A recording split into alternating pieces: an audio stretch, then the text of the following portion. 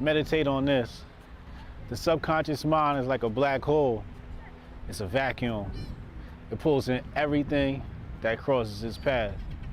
The portals or gateways to the subconscious mind exist on the human body, in the human body. Some of them are called ears, some of them are called eyes. And you receive certain signals and things and messages, etc., through these senses, through these tools for senses, sight, hearing, etc. But no matter what you do, no matter what you put in front of your ears, no matter what you put in front of your eyes, just understand that the subconscious mind is going to receive that and it's going to be embedded within you in perpetuity. It's going to be with you forever. And the people in power know this. The ruling class know this, and they do a damn good job of putting things in there that are not going to lead to quality of thought.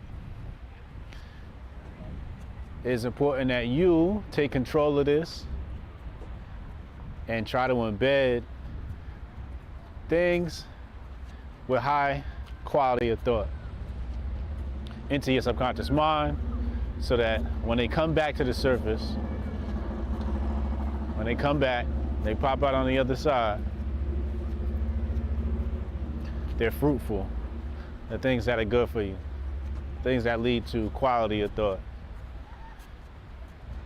So try to embed good things in your subconscious mind.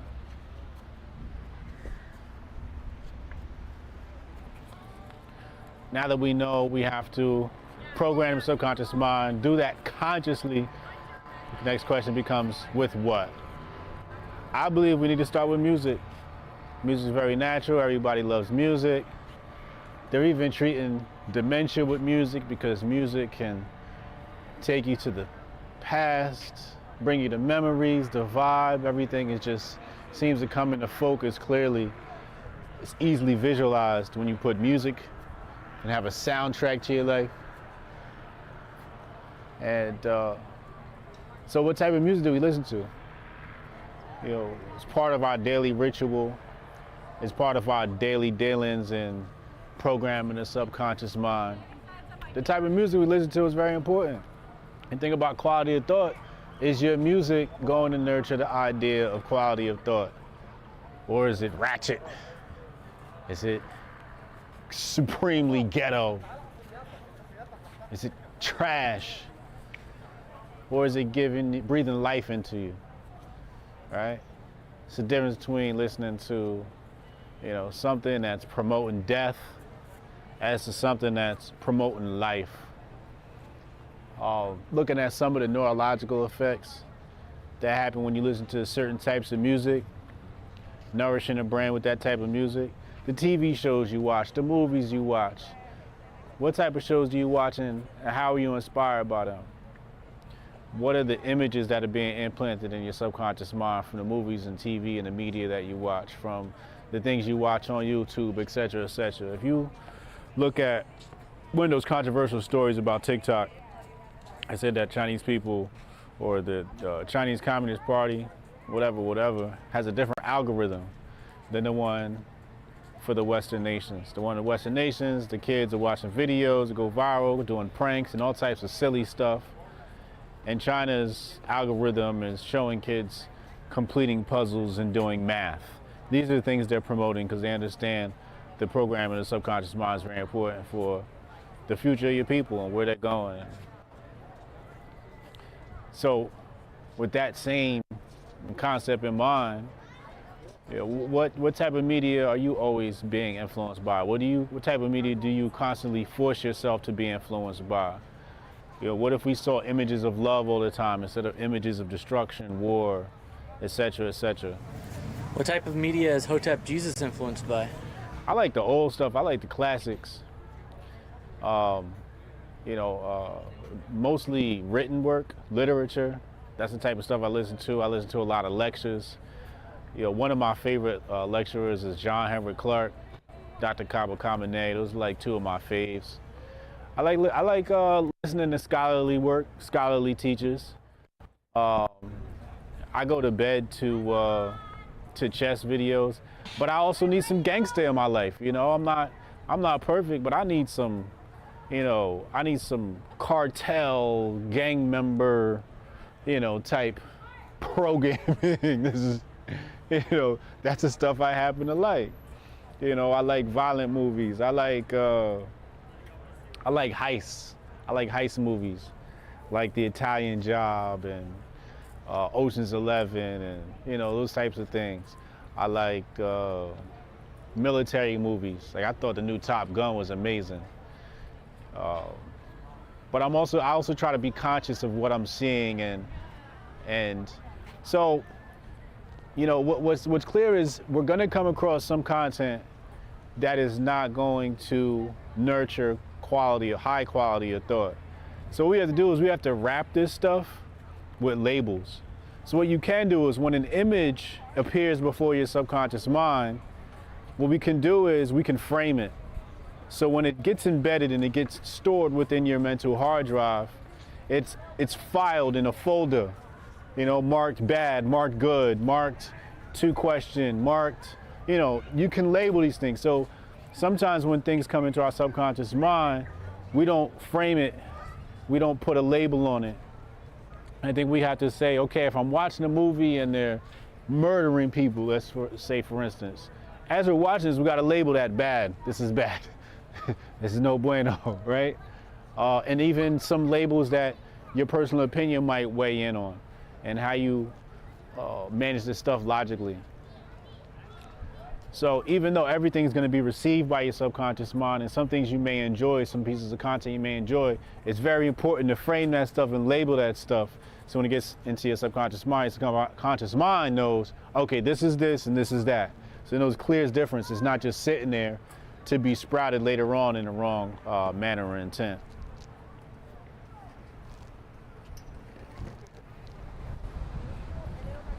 What is your receptivity? Are you receiving the signals, or are you only transmitting them? You have to tune your inner radio to receive messages, not only send them.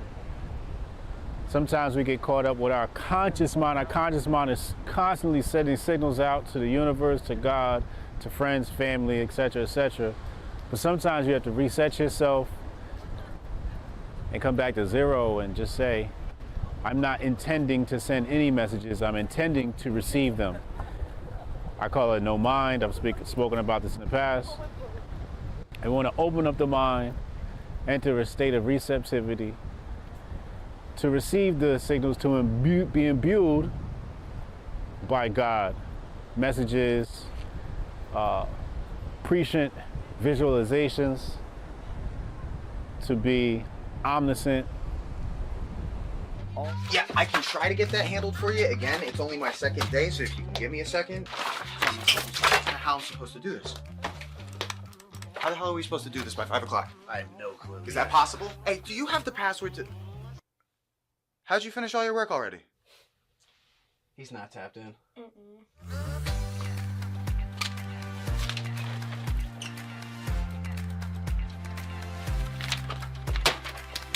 How'd you get that done so quick? They think they're gonna be able to budget that? It's money. That's money right there, you understand? You guys finished your work 6 hours early? He's not tapped in.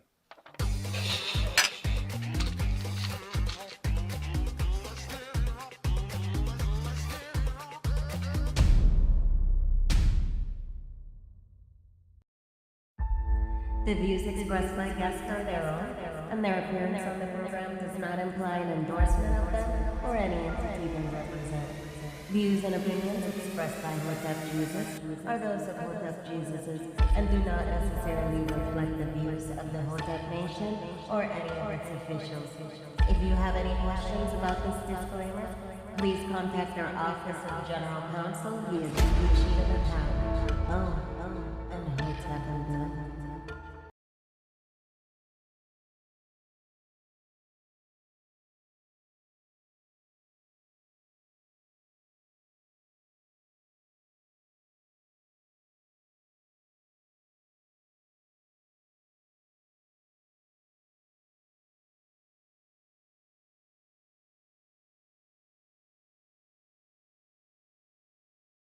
1, 2.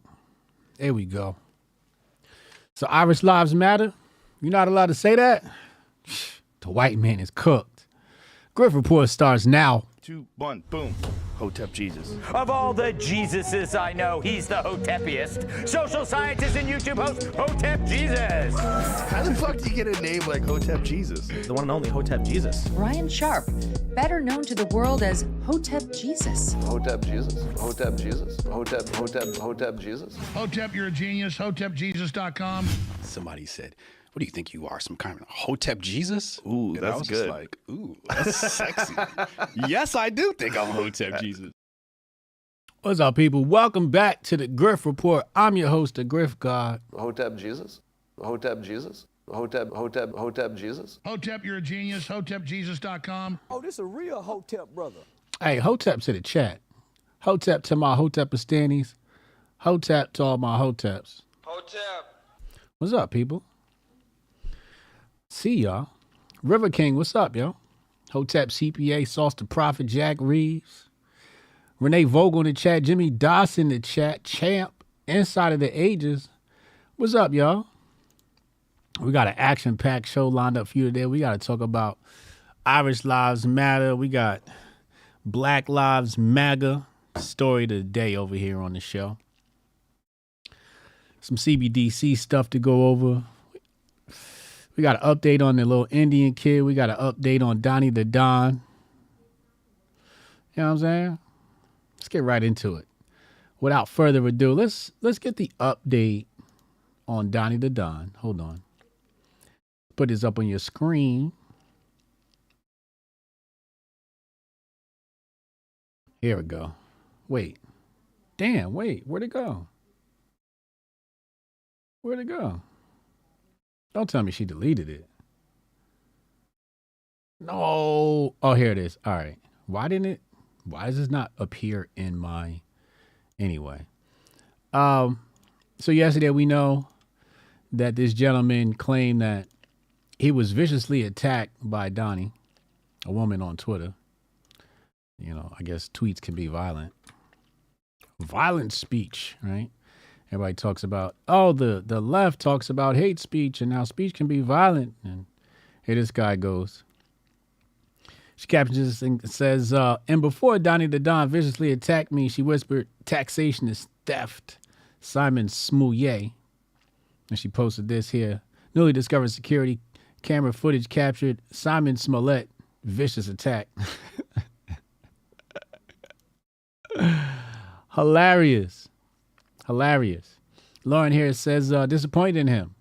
Such a snap judgment of a character from a man who I consider to be more nuanced than that. What? Huh? Yeah, I don't know how like these people grifter radar don't work, yo. Makes no sense. You know, just because these people say a whole bunch of stuff you agree with, and then they do something stupid and now they finally get exposed. And you're like, oh, I'm so surprised. I mean, all this guy does is post like, you know, viral updates. He doesn't provide any real insight into anything. Worthless. As a matter of fact, he's deleterious. He's a malignant tumor amongst the right. He should be extradited from the community. Sent back to Africa. Yeah, I said it. I wish all the black people were as smart as Hotep Jesus. And I wish all the white people were as smart as Hotep Jesus. And I wish all the Hispanics were as smart as Hotep Jesus. Because that guy, he really knows how to boil it down. I said it. He got to go back to Africa. I said it. Oh, well. Fresh Mike, what up? You got White Mike in the chat, Protocol. Heather in the chat. I see y'all over on Rumble. Haram Life, what up, man? What up, people? All right, let's go back. Just a couple of quick updates, and then we're going to get into some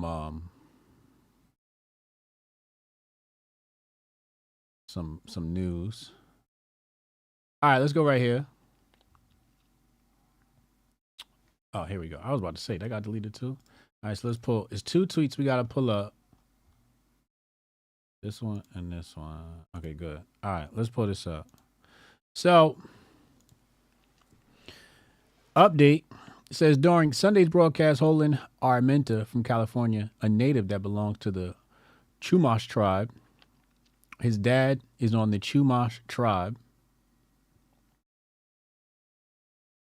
His dad is on the Chumash tribe board in Santa Ynez.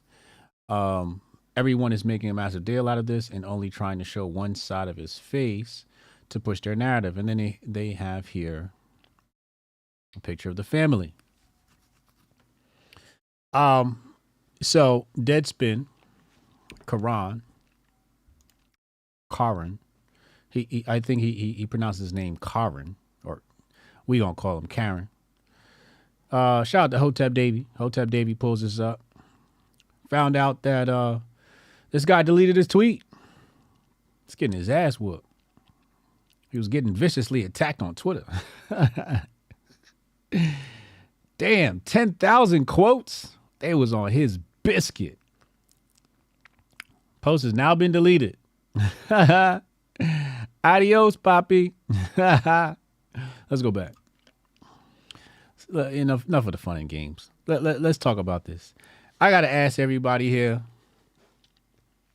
Now, first, let me be fair. This person is allegedly, officially a part of a tribe. He sits on the board of the tribe. Okay? So, you can't say he's culturally appropriating, right? Because he's allegedly Native American.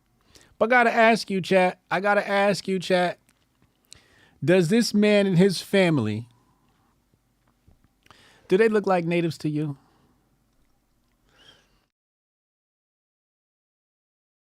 Do they look like natives to you? Gotta ask.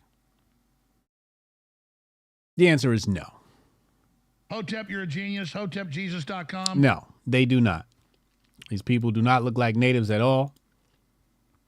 And some of you might be wondering why. Many of you know why there are white people in these tribes, part of the natives. Some of you don't. So for those that don't, I'm going to show you exactly why. Okay? I'm going to show you exactly why there are white people in the tribe. White passing. Quick story. I was in Miami back in the day when I was a touring artist with Demic. And we were approached by a very rich gentleman who ran a casino.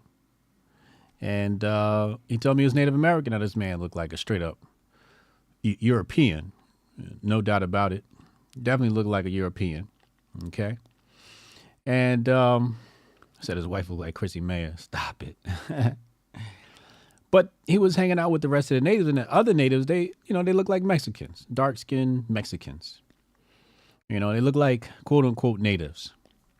I was like, oh, the white man's at the top, and then the brown people work for him, right? And he claims to be native. So you might ask yourself, well, how did it get this way? So in order to do that, we got to take a trip down memory lane. We got to do our historiography. So now we're going to go to the most trusted source on the planet, Wikipedia. So what you have to do is you have to study something called the Dawes Rolls. The Dawes Rolls, okay? Again, some of you may be familiar with this. Some of you may not, as I fix this on the screen. Let's go here. I'm not going to read all of this.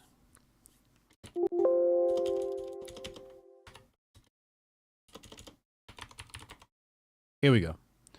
All right.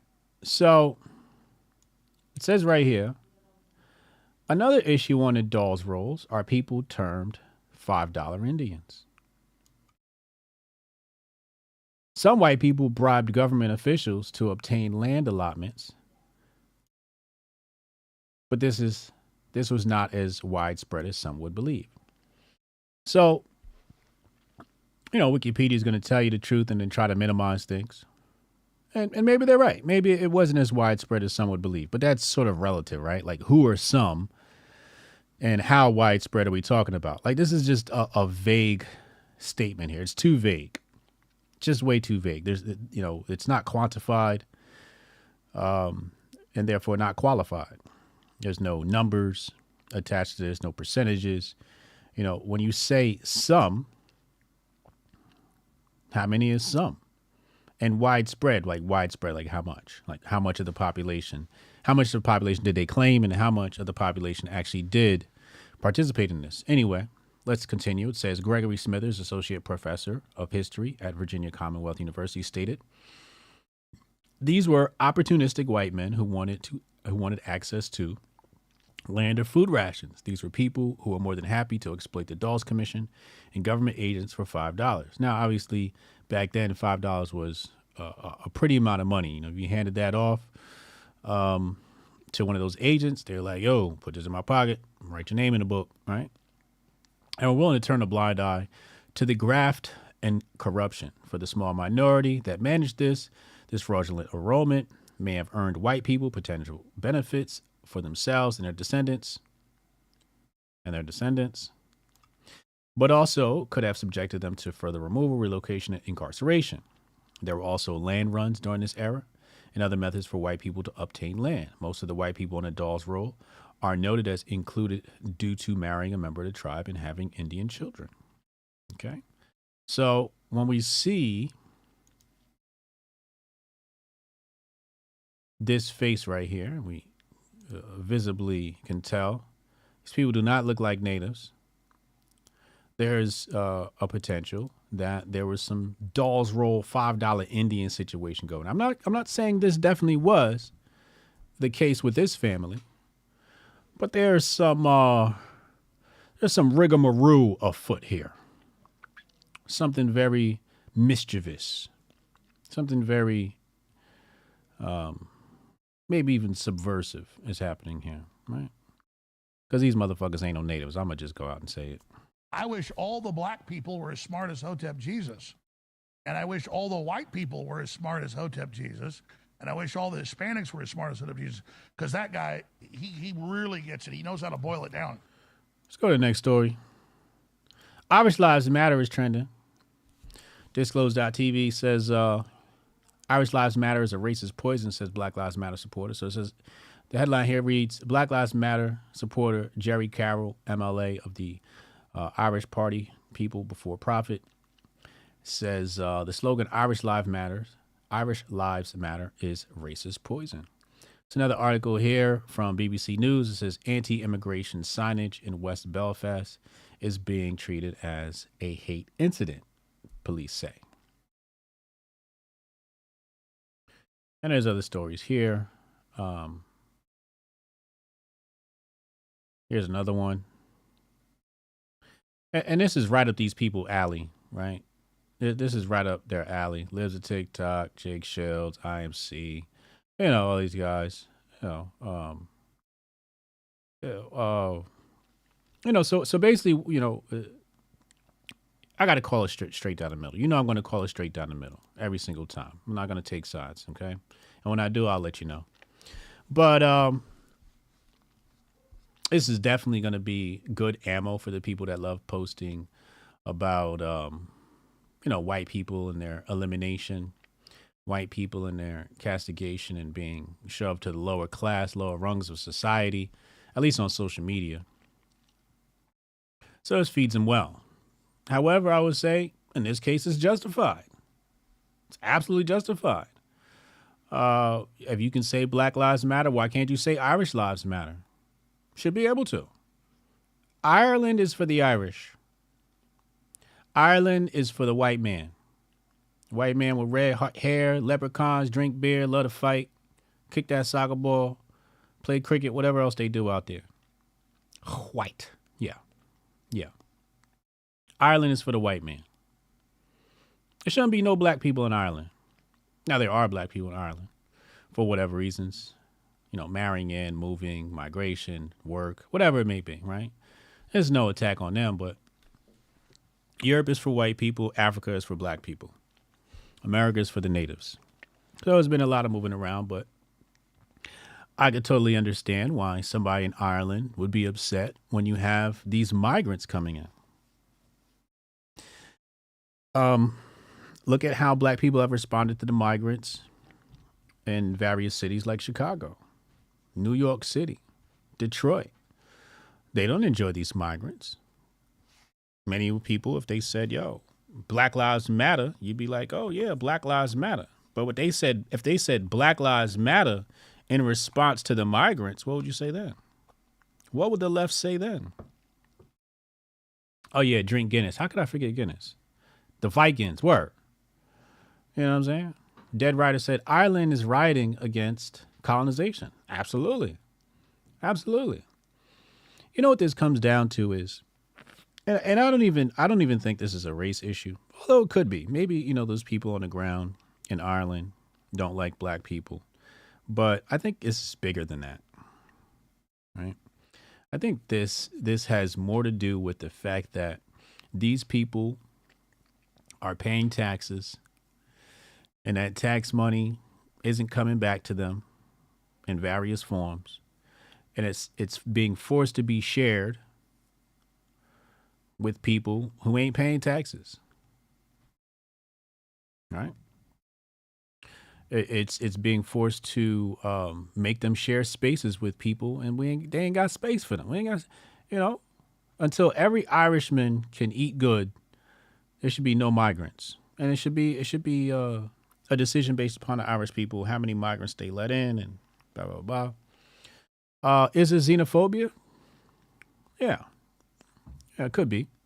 You know, you got to listen to the Walter Williams conversation where, and I told this story before. He's trying to figure out, you know, why black people can't get taxi licenses in New York City. And he knows that there's many black taxi drivers in Washington, D.C. So he asked a Washington, D.C. taxi driver who happens to be black, you know, about being a taxi driver. And the cab driver says, yeah, they got these immigrants coming in. And I want them to increase the price of the license so I don't got to compete with them. So the black man saying this. So the white man in New York says the same thing. I don't want to compete with, you know, black people. And then the black man in Washington, D.C. says, I don't want to compete with migrants. So this is in-group versus out-group. That's really what a lot of this stuff comes down to. Is in-group versus out-group. Opportunities, right? Somebody's coming in and they're taking away from my opportunity. This also contributes to what people might deem racism. Probably should have coupled that into my talk about racism yesterday. You know? But Irish Lives Matter. Let's tweet that. I want to support this.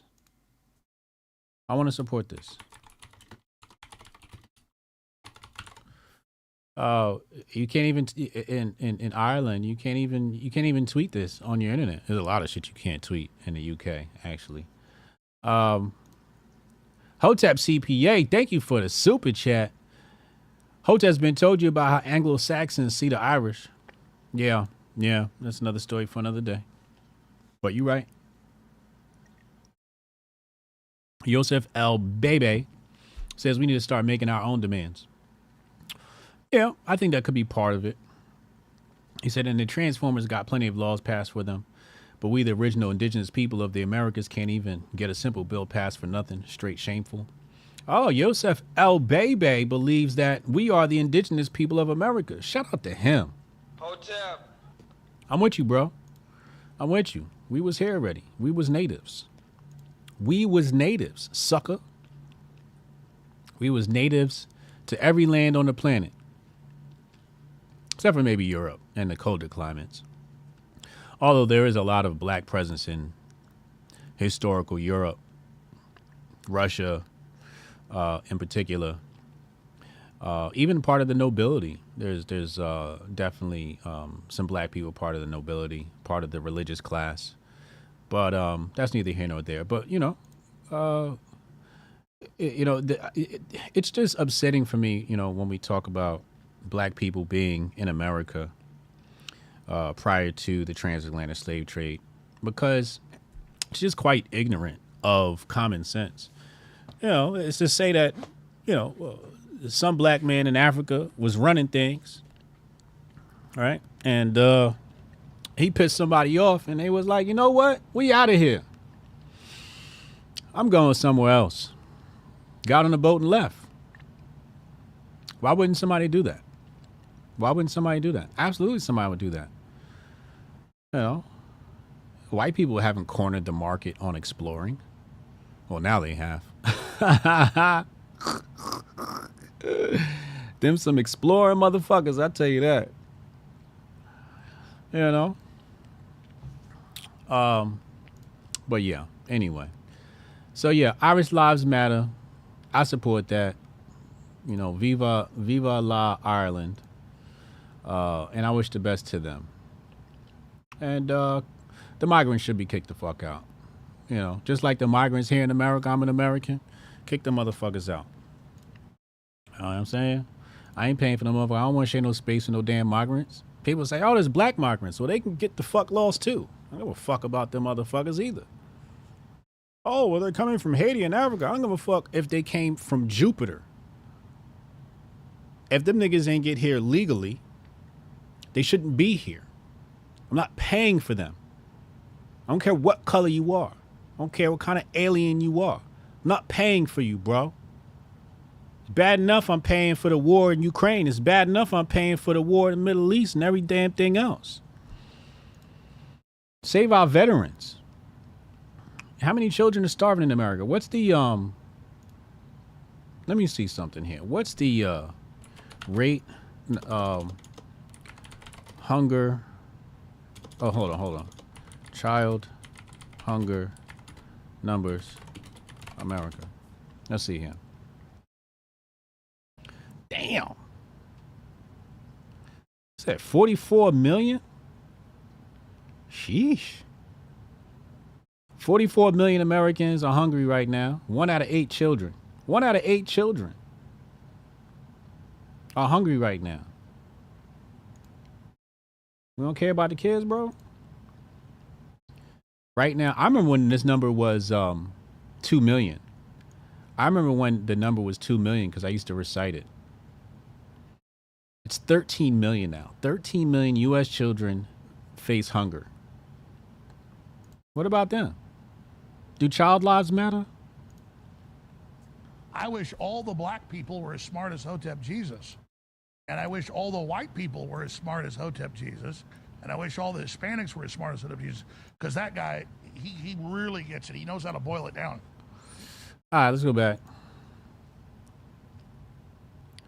I'm going to keep it real. I'm going to keep it real and I'm going to keep it raw. I'm going to keep it funky. I don't. Anyway, let's go to the next story. Black Lives MAGA.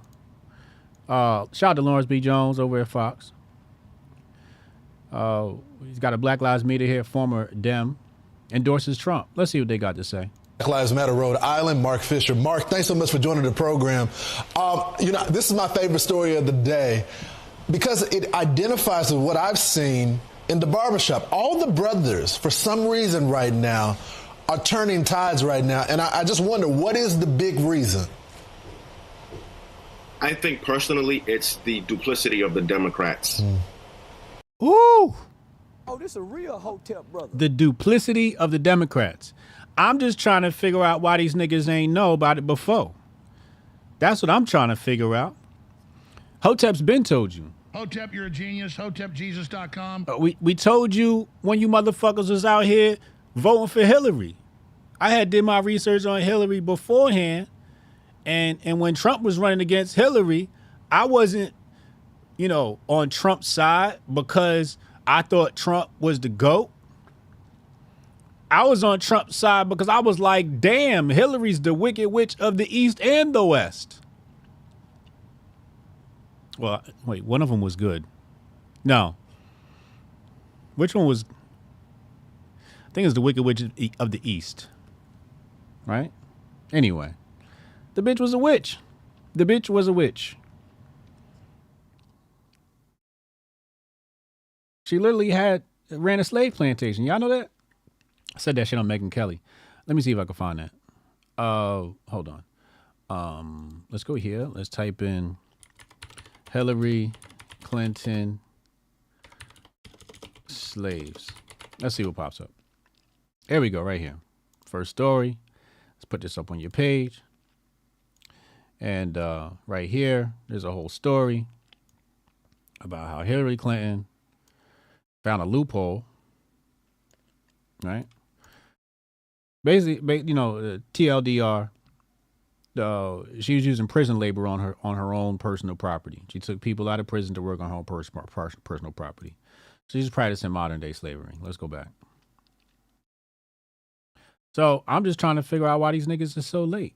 But I guess better late than never, right? I really don't credit nobody for coming late. I know a lot of people say, well, you know, people gotta give them time to come along. I don't. I can't do that. And it's because I'm so ahead. I'm looking at everybody else like, why you not here with me? I'm trying to figure out, you know, like the people saying Malay is all great. All right, he great now. Then later on, you're going to be right back here with me telling everybody, oh, he a op, right? You motherfuckers can't spot a op. I'm trying to figure out why y'all can't spot a op. I'm trying to figure out why y'all put so much stock in politics. I'm trying to figure out why y'all put so much stock in the Democratic Party or the Republican Party. Matter of fact, let's stop right here. I'm going to open up ChatGPT. Let's go to ChatGPT. Watch this. I want to show y'all something. All right, let's pull this up. All right, how can I help you today? Very simple. Hold on. All right, so check this out. What did the founding fathers of America say about political parties? Enter.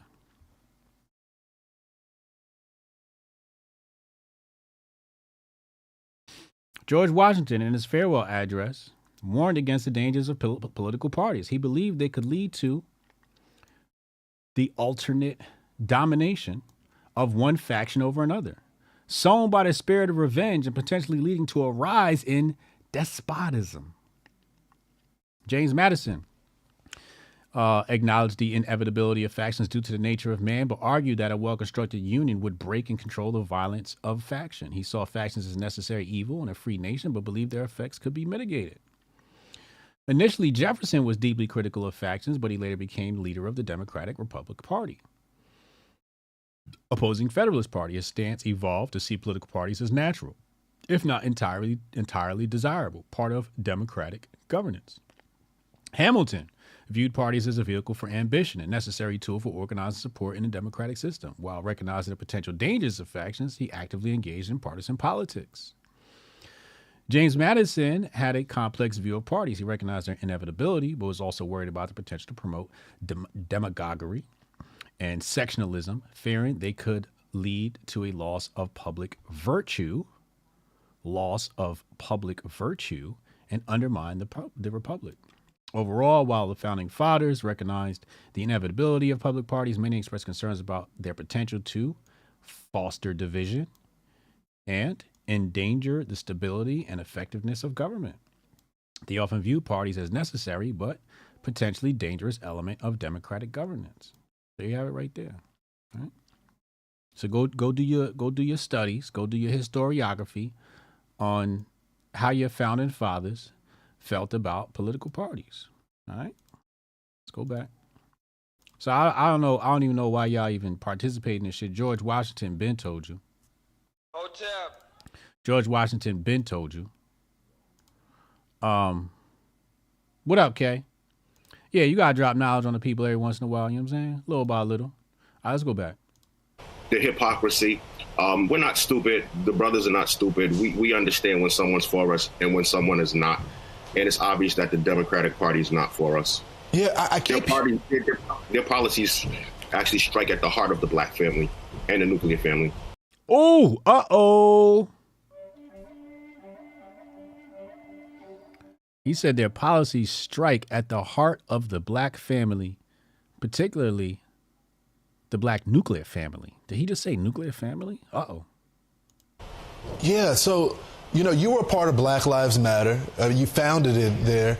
And now you're saying, you're not saying the entire Republican Party. You're saying Donald Trump. So what is it about Donald Trump? Is it the economics? You noted the black family. What is it going to take for him to shore up this support amongst black voters? Well, I just think that it's going to take information. A lot of people are misinformed. They don't really understand because they don't educate themselves on Donald Trump as a person and his history.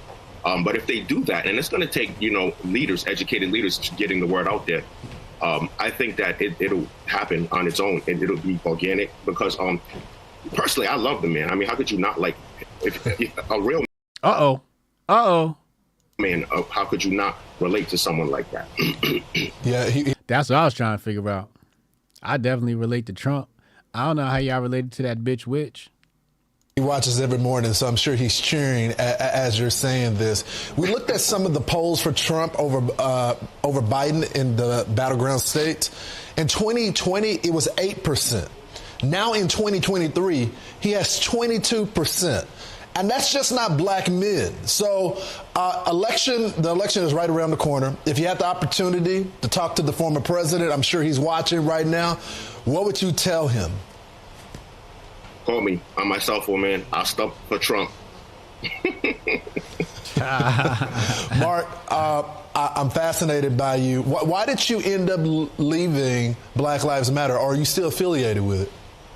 No. I'm still affiliated with it. All day. Because the thing about it is my message that I preach and that I tout is unity. It's a message of unity. It's unity driven. I want to bring together all the marginalized groups from the margins and bring them to the center because we're stronger together as a one nation under indivisible under God. Yeah. Mark Fisher, I think all Americans can go with a message of unity. We thank you so much for coming on the program. I hope you'll come back and check in with us. I appreciate you. Keep up the good work, Lawrence. You got it, brother. The tide is swinging. Remember, we told you it was a hard right wing coming.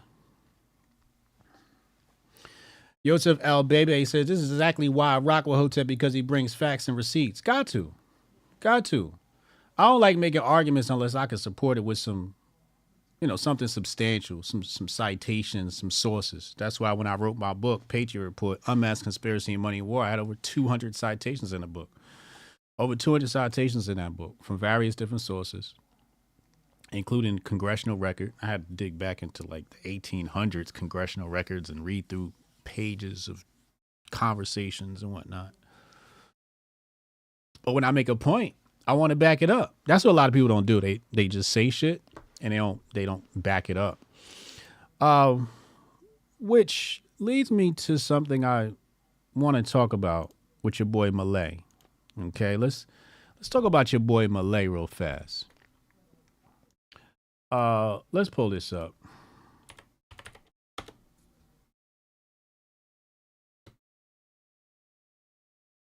So I want to pull this up on the screen.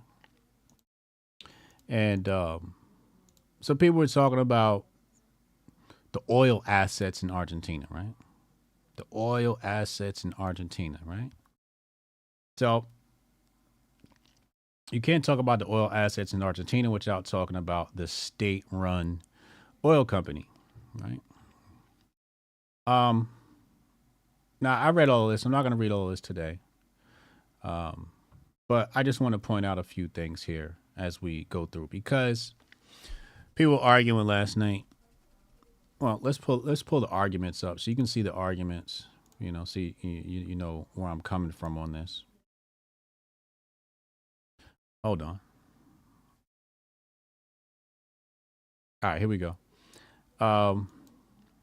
So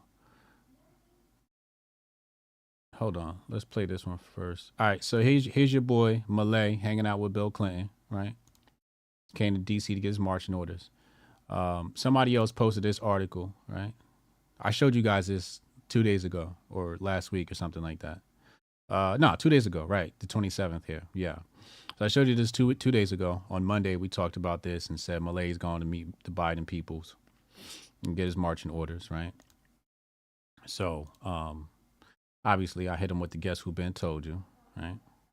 And then you know, people won't argue. People won't argue and whatnot, right? Let's go back. I think it's the other one. It's this one. So right here, this guy talks about YPF was privatized less than 15 years ago and ran into the ground. Then the state bought controlling stake in it and continued to run it into the ground. So really what he's done here is he's given us a shortened version of the history of the state-run oil company, state-run oil project, right? Talking about YPF. I was like, all right, well, let's take a look at YPF, because I know when people talk on Twitter, they don't talk. And it's really hard to, right? Tell the whole picture, because this is a whole Wikipedia page. So I said, all right, let's take a look at YPF. So I read through this to see what exactly happened, right, with the oil company. And well, first, hold on, I'm sorry. Hold on. Because this is a very complicated conversation.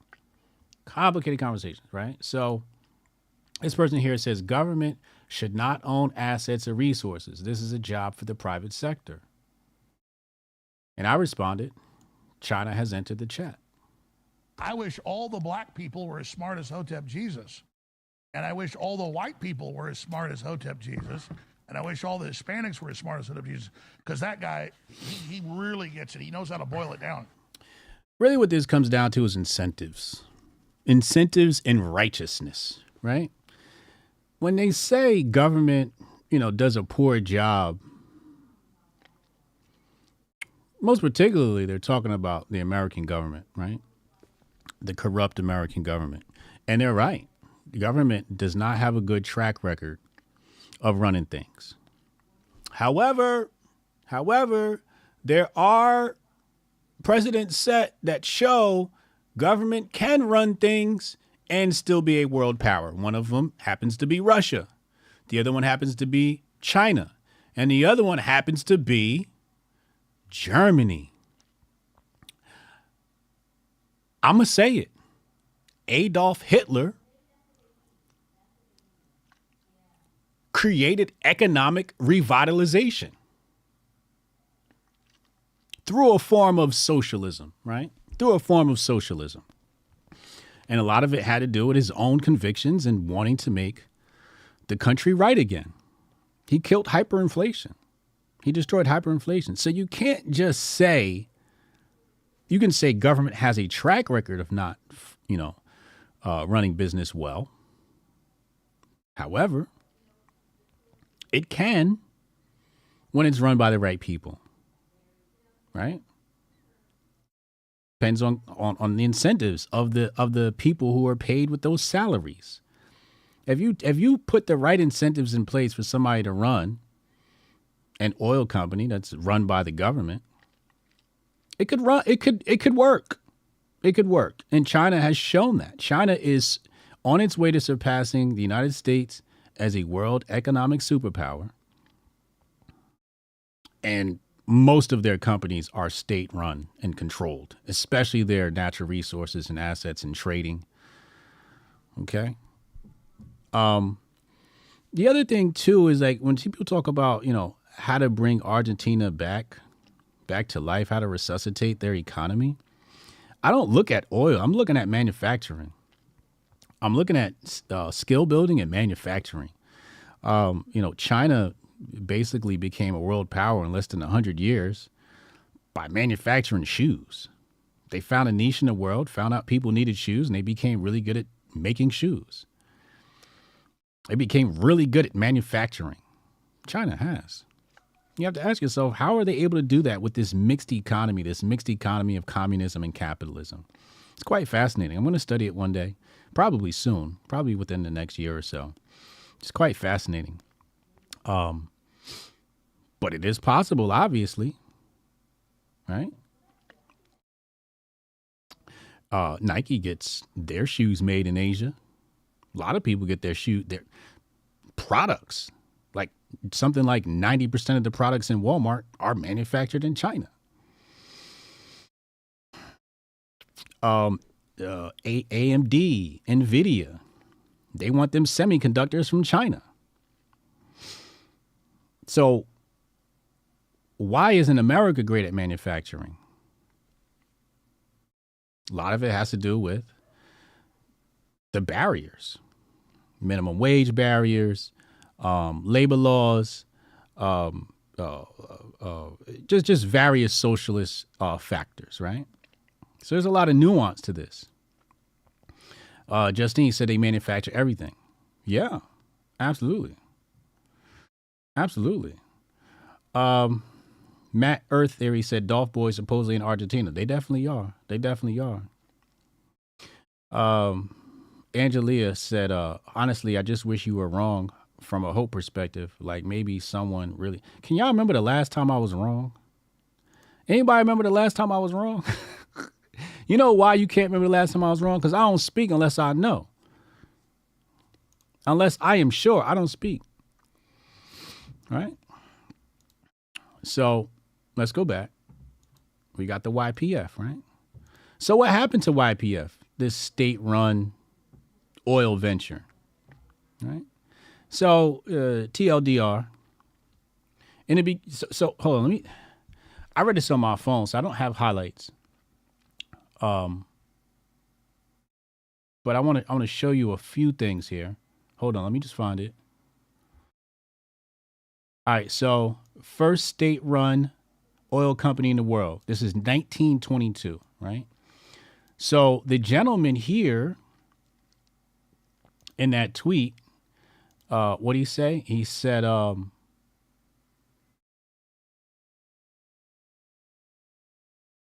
YPF privatized 15 years ago,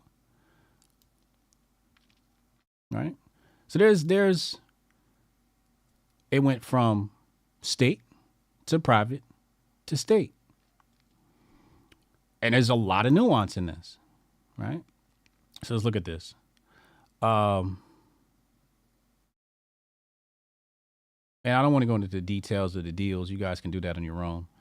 I'm going to come back to this point.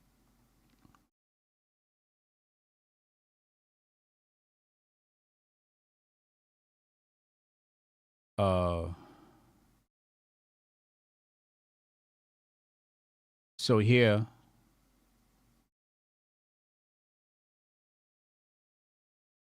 so following Ugorin's victory in 1928 elections, YPF, still directed by Enrique Mosconi, reduced oil prices in May 1929, leading to the cheapest petroleum in the world and to an important increase in YPF sales compared to its rival private companies. So the oil company had higher sales run by the state than it did from the private companies. So they tell you the state can't run it, but a state you can trust can run it. It's run by people. Companies are run by people. And if you incentivize people, it can work. The problem is people in government aren't incentivized to make things work. They're incentivized to make things not work. Okay? And it said it forced the privates to lower their prices. Right? And it goes on here with some numbers. Right? It says Mosconi also reduced the price of kerosene, agrochemicals to contribute to the development of the interior regions of Argentina. YPF produced 5.5 million barrels by 1929, and though its share of domestic output had declined to 58% from 77% in 1923 amid a sharp rise of Essel and Royal Dutch Shell production in Chubut, the firm now covered a third of the nation's oil market. Okay. All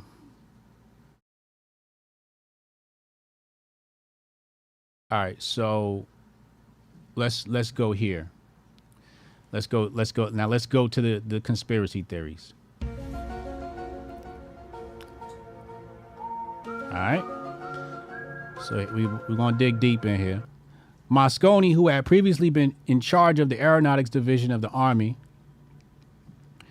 proposed to Joaquin Corvalin, governor of Salta province, the exploitation of Salta's oil by YPF, offering 13% royalties to the province. Corvalin allied with Standard Oil of New Jersey.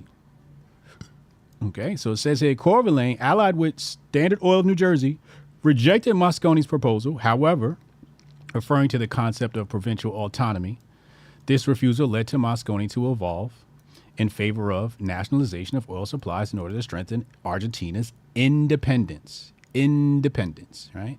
And this is a key thing when we're talking about how Argentina should move going forward. Are we looking at a quick fix? Or are we looking at a long-term outlook? Okay? Are we looking at independence or dependence? Because when you say they should just sell off their oil resources to private industry, who is that? Is that Wall Street? Is that London? So you're saying they should just sell off one of the world's greatest assets to private industry and then tax it and tariff it. Okay, you get some royalties off of it. But technically, they're the ones that control it. They control that asset. That's not what you want to do. That's not what you want to do.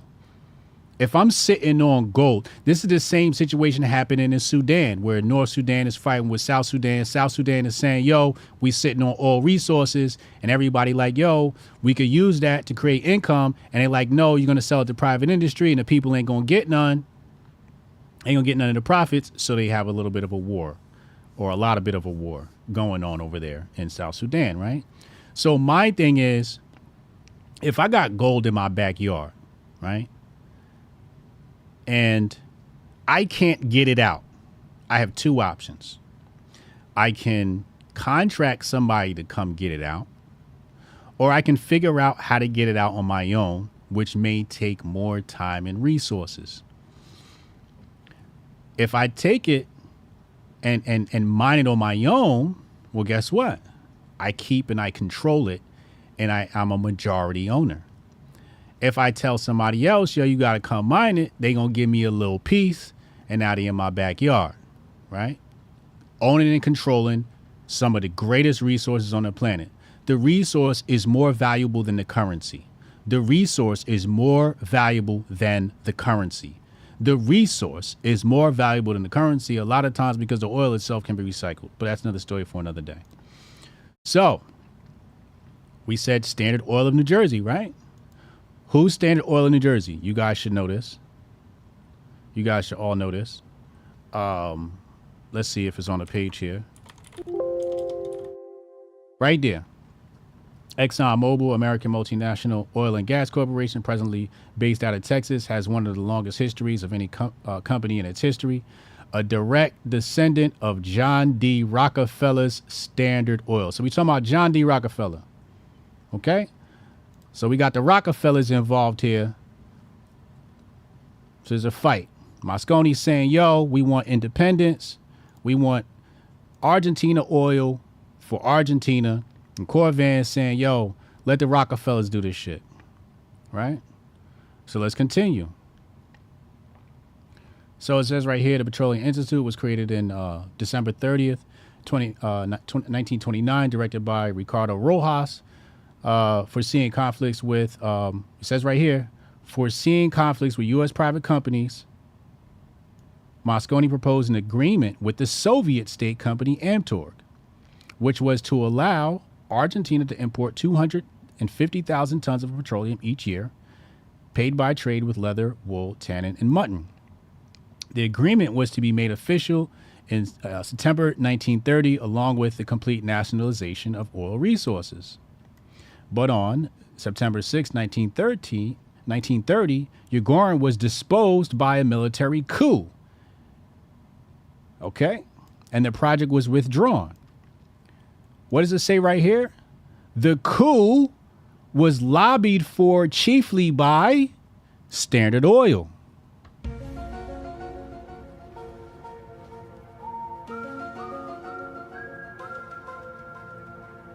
All right, let's go. There's more. I think there's more here. All right. Standard Oil is mentioned 7 times in an article on Argentinian oil company. So it says right here, in particular, Standard Oil, which is one of the most influential foreign companies in Argentina, with a presence in Comodoro, Jujuy, and Salta, however you say that, right? Let's go back. Hold on. Oil nationalization became an important theme in his campaign, focused their criticism on Standard Oil of New Jersey, abstaining themselves from attacking British Empire interests to which Argentina's economy was closely linked, in particular Royal Dutch Shell. Okay? So, Standard Oil of New Jersey, the nationalists didn't like them. Right? Then we see here the coup was lobbied for, chiefly by Standard Oil. Now we fast forward to 1947, a more controversial joint venture with Standard Oil of California was signed in 1955 for the eventual production of 56 million barrels a year. These initiatives were opposed by much of the Army, the opposition UCR, and among others, Perón's point man on national oil policy. YPF head Julio Canessa who was dismissed. The venture ended following Perón's overthrow in September.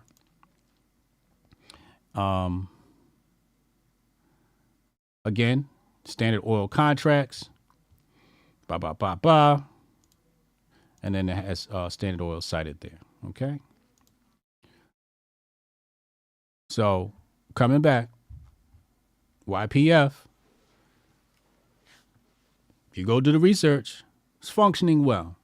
Let's just tackle really fast, just to be fair. I want to call it on all sides. All right, so right here it says in this section here, decline in privatization.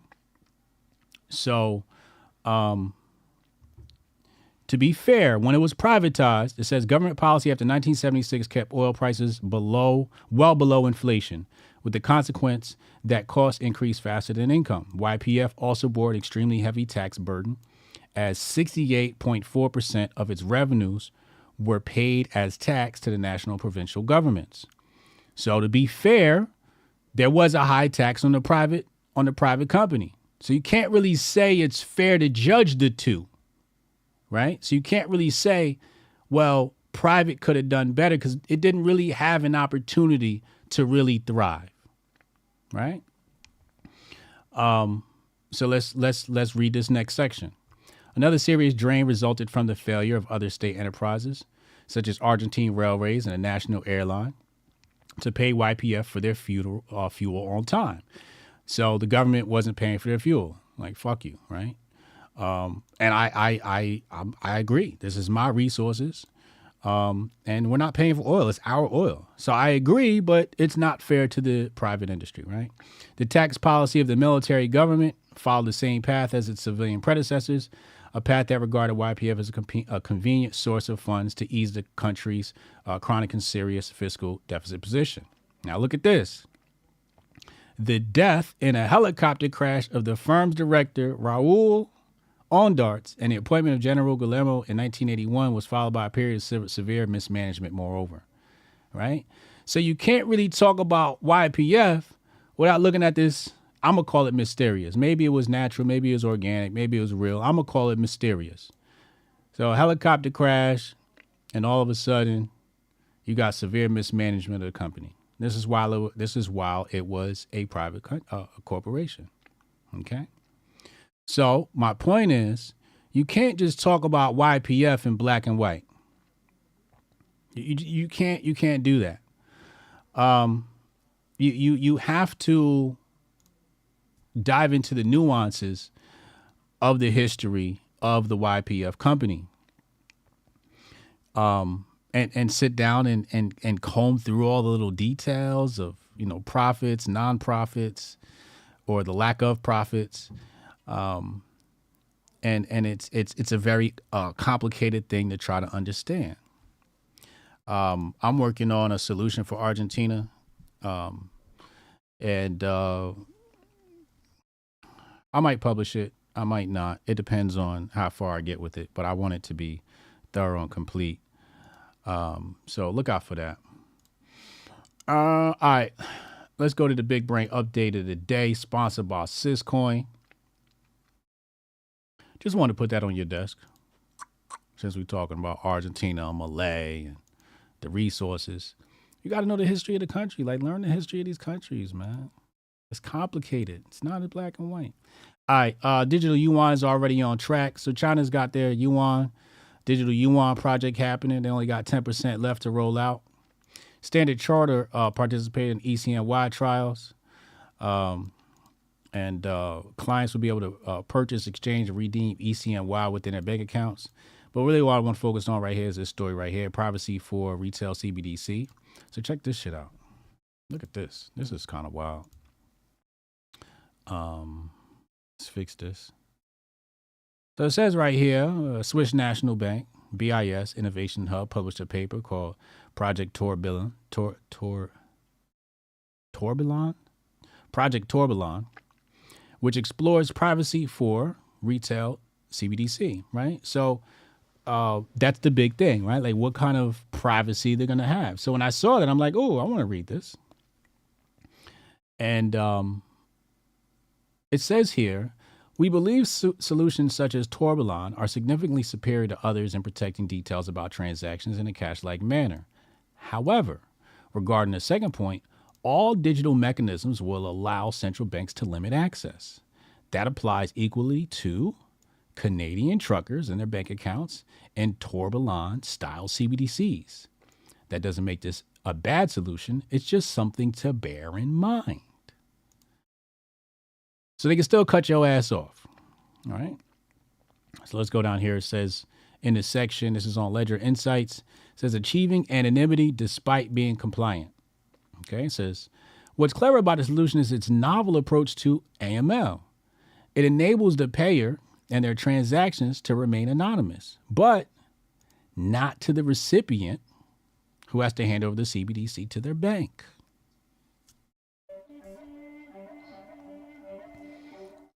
So you're anonymous as a sender for right now. We're going to get to that. But when you receive that money, oh, that's a whole nother story.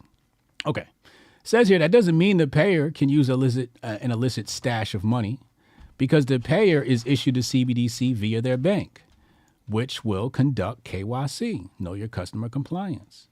It says here anonymity is achieved because when a bank issues a CBDC to their client, the bank doesn't know the unique identity of the digital banknotes. So what they're talking about is privacy of the actual notes themselves, the actual digital banknotes themselves. And they're not really talking about the client, the payer and the user, the payer and the receiver. Okay? It uses blind signatures. The analogy is that the consumer requests money by putting the request with specific banknote numbers in an envelope. The bank doesn't open the envelope, but digitally signs the outside, enabling the issuance of the CBDC. When the consumer pays a merchant using the notes, the merchant does not know the payer's identity, similar to cash. All right? So what they're saying here is that the merchant don't know your identity, but the bank does. Okay? And this was technology created by eCash founder. It says in eCash 1, when the merchant deposits the CBDC received, the central bank adds the note to a list of spent funds. Whenever anyone makes a payment, it's checked against this list to ensure. Actually, no, let's skip that. Right here. At the point of issuance, the CBDC goes through a mixed network. So this is a mixer. And it says this is like a card shuffle with a serial numbers of your CBDC get shuffled to serial numbers of several other people's CBDC issued around the same time. Hence, nobody can tell who the serial numbers belong to.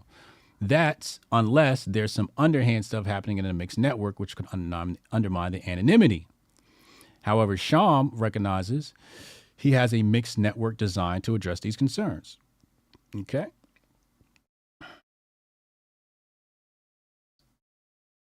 Hold on.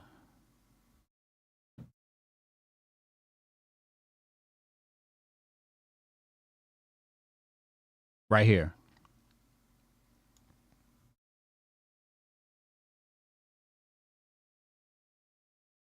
And let me add this to my privacy stash. If you guys want access to my CBDC depository, go to hotepjesus.locals.com, and all my supporters there have access to it. It's basically a database, So it says here, however, remember that envelope that the bank signed blind? The only person that knew the serial numbers of your digital money was you. Now, the central bank knows them as well. To achieve anonymity, an additional step is required. Okay? So it's like anonymous. And this is something I said before. I'm like, when you talk about anonymity, I'm like, yeah, it's going to be anonymous to us. We won't know what's going on, but the central bank's going to know what's going on. You think they're not going to know what's going on with their money? Come on now. Come on now. I wish all the black people were as smart as Hotep Jesus. And I wish all the white people were as smart as Hotep Jesus. And I wish all the Hispanics were as smart as Hotep Jesus. Because that guy, he really gets it. He knows how to boil it down. Text Hotep your name to 202-596-5631. 202-596-5631. I'm going to take calls right after this brief commercial break. Yeah, I can try to get that handled for you. Again, it's only my second day, so if you can give me a second. How am I supposed to do this?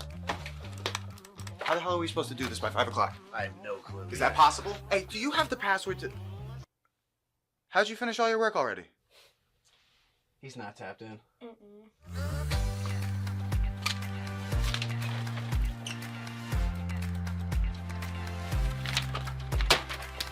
How'd you get that done so quick?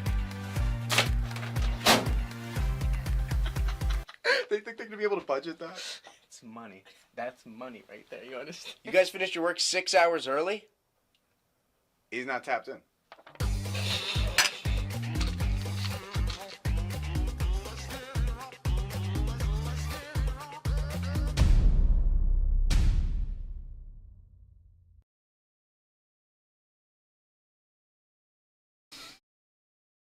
We got Rudy waiting on the line. Rudy, go ahead, call in.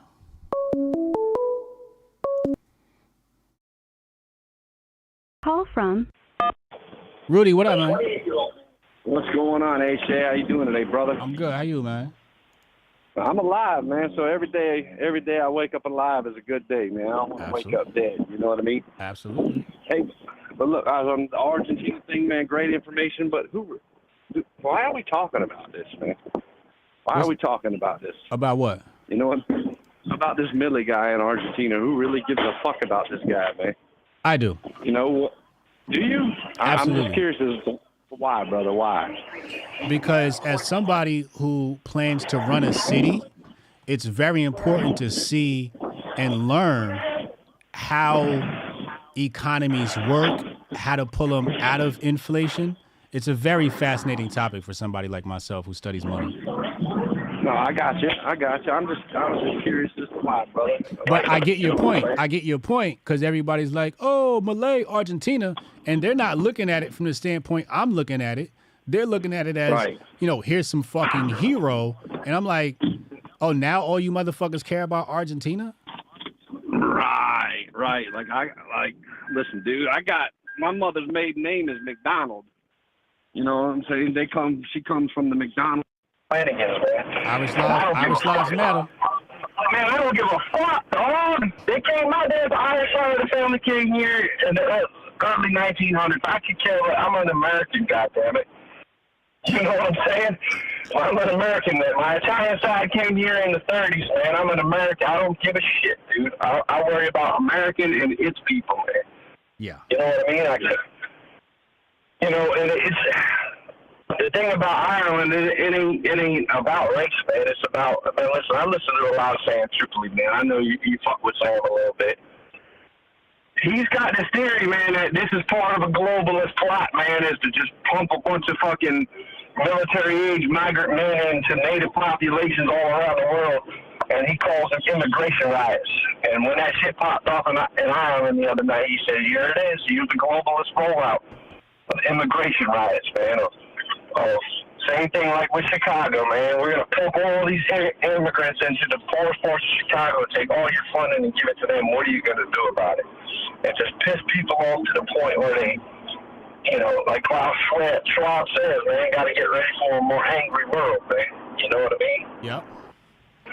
So I think Sam might be onto something with that, man. Sam might be onto something with that, man. Absolutely. Like in Ireland's just, you know, France has been going ape shit too, man. But you know, what we gotta get from the internet. And then unfortunately, the internet's got a bunch of fucking wokeness and Jackson Hinkle type motherfuckers who have their own agendas and just displaying the information. You know what I mean? Yeah.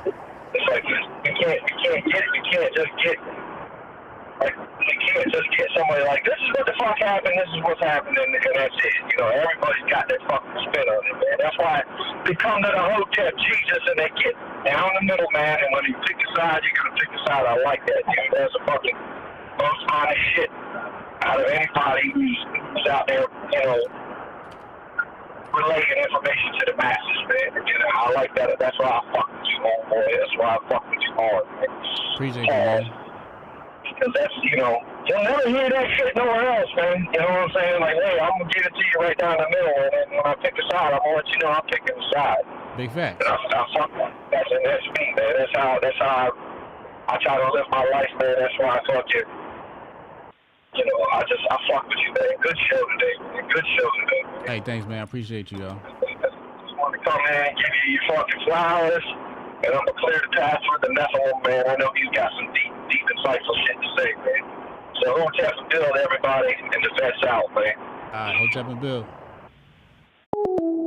Jabari said, hold on. Shout out Jabari for super chat. Appreciate you, bro. Supporting the channel. Brazil and Venezuela are at war, but nobody is talking. Here we go. Here we go. Brazil Army went on alert early hours Saturday, 25th of November, after receiving information about a possible intention to invade Guyana from Venezuela, which will require the passage of troops through Brazilian territory. As a precaution, the High Command began the emergency mobilization of troops to the border. Damn. Well, it's going down. Let's get Hotep Millie calling. We got a couple of people on the line here we're gonna get to. Hotep Millie, go ahead, call in.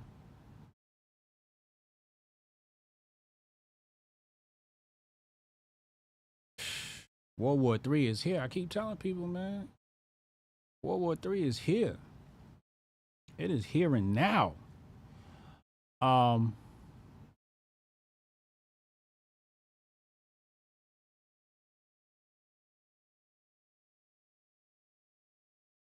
Why is Home Depot trending?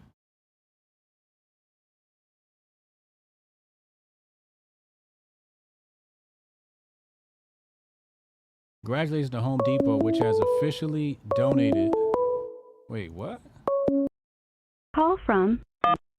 Which has officially. Let's pull this up. Hold on. Congratulations to Home Depot, which has officially donated $1 million to support the members of Congress who voted not to certify the results of 2020 election. Bankrolling the sedition caucus is a choice, and Home Depot has doubled down. Damn. Wow, is that real? Hey, what's up, Millie? Hey, what's up? How you feeling? I'm doing good. How are you doing? I'm good. What's on your mind today? Hey, so getting on the Irish thing that's going on right now, I just wanted to take a moment to express some thoughts out to the public. Maybe someone cares, maybe they don't. Oh, well. But I also watch Tim Pool from time to time. I know that you've appeared on his show. And I'm just going to say these are my words, YouTube gods, whoever's listening. These are my words, Millie, not Hotep Jesus, okay? But I'm just going to go ahead and say it. Shame on Tim Pool. Because he, for the longest now, he's been grifting to the right, all the while he claims to be a disaffected liberal or a left-leaning centrist. But the majority of the words that he uses in his headlines, the majority of his content, the majority of his guests, they're all either on the right or grift to the right. And by what I'm getting at here is the other day, he had a headline that said something like white Europeans riot or something about the migrant situation. I would Okay. have to go back to the video to see the exact title. This And is on now, this is on YouTube. yeah, his live show that he does every night. Okay, so Tim Cass And IRL. correct. Okay. And you know, many times he knows how to tweak the algorithm. He knows how to title things to get people to click and watch. But I thought that this was just the furthest he had gone, because the point I'm making here is his audience and the comments there are full of these white American victim-minded righties, like people on the right who are just very victim-minded, the equivalent of what they complain about for victim-minded blacks. Like it's exactly the same thing. And they're whining about, this is white erasure, they're trying to get rid of us, and blah, blah, blah, they're trying to replace us, this is white replacement. And they're saying stuff like, it's happening in Europe now, and all this crap. Yes, we are aware that there is a bit of a migrant crisis going on, more so in Europe than in the U.S., unless you're near the borders. However, this is all the goal of the elites to get the people divided and to get the people to think, hey, we're trying to erase you. The elites are trying to get the blacks and other brown and minority people to think that whitey's out to get them. And then the poor whites, the elites are trying to get them to think that the browns and the blacks are trying to replace them. And I just feel like this is such naive thinking.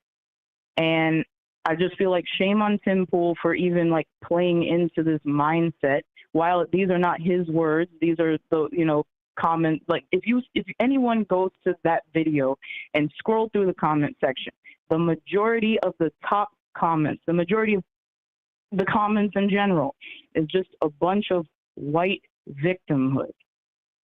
And I feel like at this point, this late in the game, as big as he is, he should be addressing some of this stuff, because he claims that he wants to, you know, create new culture and fight the culture war and all this stuff. But how are you doing that when you're promoting, when you're fostering an environment for victim culture? You're not promoting any good culture or positive culture. You're not helping to fight the culture war. You're helping to perpetuate it. All right. So once again, I'll say that these are my words, not Hotep Jesus. But that's all I wanted to get off my chest. Shame on him. He could do better. Damn. That's that. I didn't even know about that. Yeah, I didn't even know about this stream. So I guess your beef is he says he's a lefty, but he placates to the right. Yes, he placates to the right, but more so it's like the ideas that he kind of stirs up in people's minds, and then like the culture and environment that it fosters, and then he just kind of lets it sit there and doesn't address it, you know. There's a lot of victimhood going on, and I would sometimes take breaks from his stream because I would feel like kind of demotivated, or I would sometimes feel gloomy because there's no solution. It's just this whole attitude of division, the left this, the liberals that, the Democrats this, as though the Republicans are the good guys. And then occasionally he'll just criticize the Republicans to make it seem like, oh yeah, look, I'm centrist, I don't take the Republican side either. But the majority of it is like painting, glorifying the right or the Republicans, and hyping up all the ridiculousness that we see on the left, you know, while promoting, like indirectly, subtly, slyly fostering this victimhood mentality of feeling defeated and all. I'm just going on and on, but you know, I feel like you get my point. And I don't hate the guy. I know that he's smart and he could do better, but I think that some of it might be that majority of his fan base and you know, financial supporters are coming from the right, and perhaps there's some fear that if he were to maybe start being a little bit more like less biased, then there would probably be a risk to his fan base and financial support and all that. That's just my thoughts. I don't know much about being in the streaming business. So yeah. I don't think he's aware. Say it one more time. I don't think he's aware. That's I don't think he's yeah. aware that, you know, he's playing into a victim mindset. Yeah, and I actually want to. That reminds me, there was one more thing I wanted to mention. I don't think the majority about of these people are aware. Oh, 100%, because I've been in that victim mindset. Every now and then I have to check myself, because I think we all can fall into the trap of the victim mindset and we don't even realize it. So 100%. And like the hardest part of getting out of victim mindset is admitting that you're in it, because it's like we are all the last person who wants to admit that we are being a victim. Correct. Like, so, but one more thing I wanted to mention on that, and again, I'm referring to a lot of the fan base and the commenters, because there's a lot of action. Like, obviously, he's got millions of followers, so there's a lot of action going down in his comment section. But I kept seeing a lot of stuff about we need to help Europe, or you know, the U.S. is over. We need to help, and obviously it's like mostly white American thing. It's like one guy was like, "Oh, those are our countries," and I straight up told him, I was like, what are you talking about? Like, if you're going to have this attitude that the U.S. is over, if everyone adopts this attitude, then of course it's over.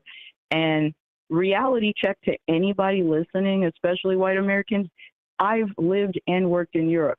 Europe does not think of Americans, especially white Americans.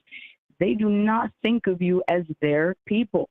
In fact, most of Europe, most of Asia, most of Africa, most of South and Central America see the United States, see American as an ethnicity, okay?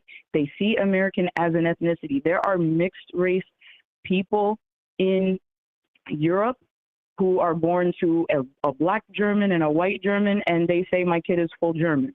There are people who are born to a white American and a white German or whatever, and they're like, my kid is mixed, because they see it, they are aware that it's a different, that, you know, the race is white, but they don't see race first the way Americans see race. Like, everything is hyper-racial here. So if you for 1 second think that you need to help Europe, you're naive. Europe doesn't give a shit about us like that. Europe's not thinking about us like that. Pardon the language. I'm sorry. I don't want to get you dinged or anything like that. You're right. You're right. Yeah, and like, the last thing is, why are we going to help? Like, aren't you tired of sending money to help all these damn countries? Like, we need to help our own damn country. Like, we got people, our own people hungry in the street. Do you know that homelessness is getting worse in the U.S.? Do you know, and like drug addiction and ODing is getting worse in the U.S.? And you got people saying that we got to start helping Europe? Like, no. When are people going to get it through their heads? We need to help our own damn country. Screw this right versus left garbage. So anyway, to end my point, shame on Tim Pool. He could do it. He could do better than what he's doing. And if you're still watching this crap and subscribing to this crap, and I don't mean subscribing to the channel, but this mentality and this idea that it's right versus left, or white erasure or brown or whatever erasure, that's not what it is. It's the elites. Stop being naive. Like, wake the bleep up already. End of story. Go off, Billy. Appreciate you. Yeah, thank you. Hotep and Build. Hotep and Build. Damn. Yeah, I didn't see this episode, but I'm looking at Tim's Twitter. I hadn't seen him do the whole, like, he wasn't in my list of people that were pushing the, like, I'm looking now, I don't see too much of this. Call from Goldstein, what up, man? What's happening? What's good with her? You know, Millie snapped right now. Oh, she's snapping. She's had enough. Yeah, that's what's up. Yeah, Yeah, she's had hey, absolutely enough. Tim is smart enough to have understood a couple years back that the swing was going to inevitably go right, and he's cashing in on that. You know, he knew that. He's feeding into that shit, and he'll allow that shit in his chats, and he'll fucking egg that shit on with all the right buzzwords. Because, like I said, a few years back, he understood this is inevitable. If you are any type of student of history, this has happened. I can't even count how many times. This swing back and forth, and so he knew. As far left as everything's going to be swinging back right. So he decided instead of actually being a contributor to fucking righteousness, I'll just cash in on it. Yeah. That's all that's really going on with him. Yeah. I think he's done a stellar job at that too. Yeah. He know what he doing. Yeah. That motherfucker smart as shit. He know what he doing. And yeah, he be playing the shit out of his audience. Oh, yeah, yeah. I don't think Tim is a very principled man at all. I think he poses as one. I think Tim is one of those, I just want to watch the world burn types. Well, he's an old skateboarder, punk rocker type motherfucker from back in the day, and I know those types. I grew up with some of them, and I just know how they operate. And Tim was just, like I said, smart enough to build an empire around that shit. Yeah. You know? And he's got a lot of experience, right? Yeah, he's got a lot of experience, going back to his time at Vice. So he's a media person. So he understands what's going to sell, and the world burning is definitely going to sell. As you know, if it bleeds, it leads. That's right. This is why he's holed up on his little compound out there and made all the proper investments to be out of the fray when shit finally does happen. And he's a very smart dude. I will give him that. Very intelligent man. Just I don't think he's very principled. My only knock on him. But yeah, man, hey, Irish lives do matter, me lad. Yeah. So you agree with that? I do, man. Fuck it. If anybody, any of the people of whiteness, as Jeff Charles calls them, if anybody I can relate to the most, it's the Irish. You know? Yeah. They've always been somewhat of an underclass. They ain't never really had no dominant-ass society. You know, they did kick off the whole police force thing, but that can be forgiven because that's a necessary evil. Police force and fire. Yeah, and fire first, then police. Yep. But outside of that, I mean, they ain't never had no fucking real stamp on history as far as being assholes. So well, let's fuck with the Irish. Let's talk about that because there's a lot to be learned from the Irish, right? Matter of fact, I'm gonna show y'all something in a second here. I'm gonna go to the terrorism page on Wikipedia, and I'm gonna show y'all Irish in here. This shit is hilarious. So I'm gonna show this to the people after you get off the phone. But you know, the Irish, as you know, were treated like niggas, and their way of getting out was like, look, we are going to take over an institution, okay, and we're gonna force that takeover of the institution, and what we're gonna do is, because we're not being treated right, we're gonna set shit on fire. And then you're going to need somebody to put out fires. So we're going to be the ones that put out the fires. And that's the thing that black people don't get. You got to take over the institutions first. I said this in a tweet last week where it was a black dude in some sort of, municipal hearing, right? And the board is sitting up there. It's all full of white women. And he's reading the derelict, debauched literature that they're trying to feed kids. And then they kicked them out, right? And I responded to it. I was like, yo, if y'all want to fix this shit, step one, take over the police. Because when you step up into the municipal hearings, the police are going to be the ones that remove you. But if the police are on your side, they're going to be like, no, I'm not removing him. Let that man talk, right? So you got to take over the police first. And there was a gentleman that was on the Joe Rogan Experience recently. And he was talking about a dude just came out of being a ranger, and he became a cop. And they told him, yo, this lady is doing nails in her house. We need you to go arrest him. And he's like, I'm not fucking going to arrest her. So he did a whole video on it. The police department wanted him to remove the video. He said, I'm not removing the fucking video. and they ended up parting ways. I don't remember if he was fired or he quit or what happened. I think he was fired. And he just went on, did a GoFundMe, and now he runs an MMA gym. But that goes to show you, like, you got to take over the police force first, and that's something that the Irish understood. So when I saw, like, the Black Lives Matter situation, I'm like, why don't y'all just take over the police force? Y'all keep worrying about, these See, the thing is, if you control the police force, you could go arrest the politicians. Many coups, even when you talk about when you had damn, I forget the name of it. This was in Germany before Dolph took control, and because there was so much turmoil, the military was just kind of like sitting in limbo. So when a political party wanted to come to power, they negotiated with the army to help bring them to power, right? So you got to take over the army of your local vicinity, and then you take over the politics, and people just don't understand that. I know it, man. It's crazy. And look, right now is a perfect time. I mean, because the institutions are crumbling. So if you can be the fucking saving grace for whatever institution it may be, you will automatically own that bitch, and that's within a decade. Yep. I think that it would behoove black folks to really start to consider the fact of taking over the one institution that we have a heavy influence in and heavy fucking numbers in. That would be the entertainment industry. Because Correct. it is an institution. It's listen, I can guarantee you, especially if you a nigga, the most influential motherfuckers that are in the black community as far as being persuasive and the best manipulators are pimps. Right? Mm-hmm. We have a natural knack for that shit. This is why a lot of a lot of entertainment is centered around black and urban culture.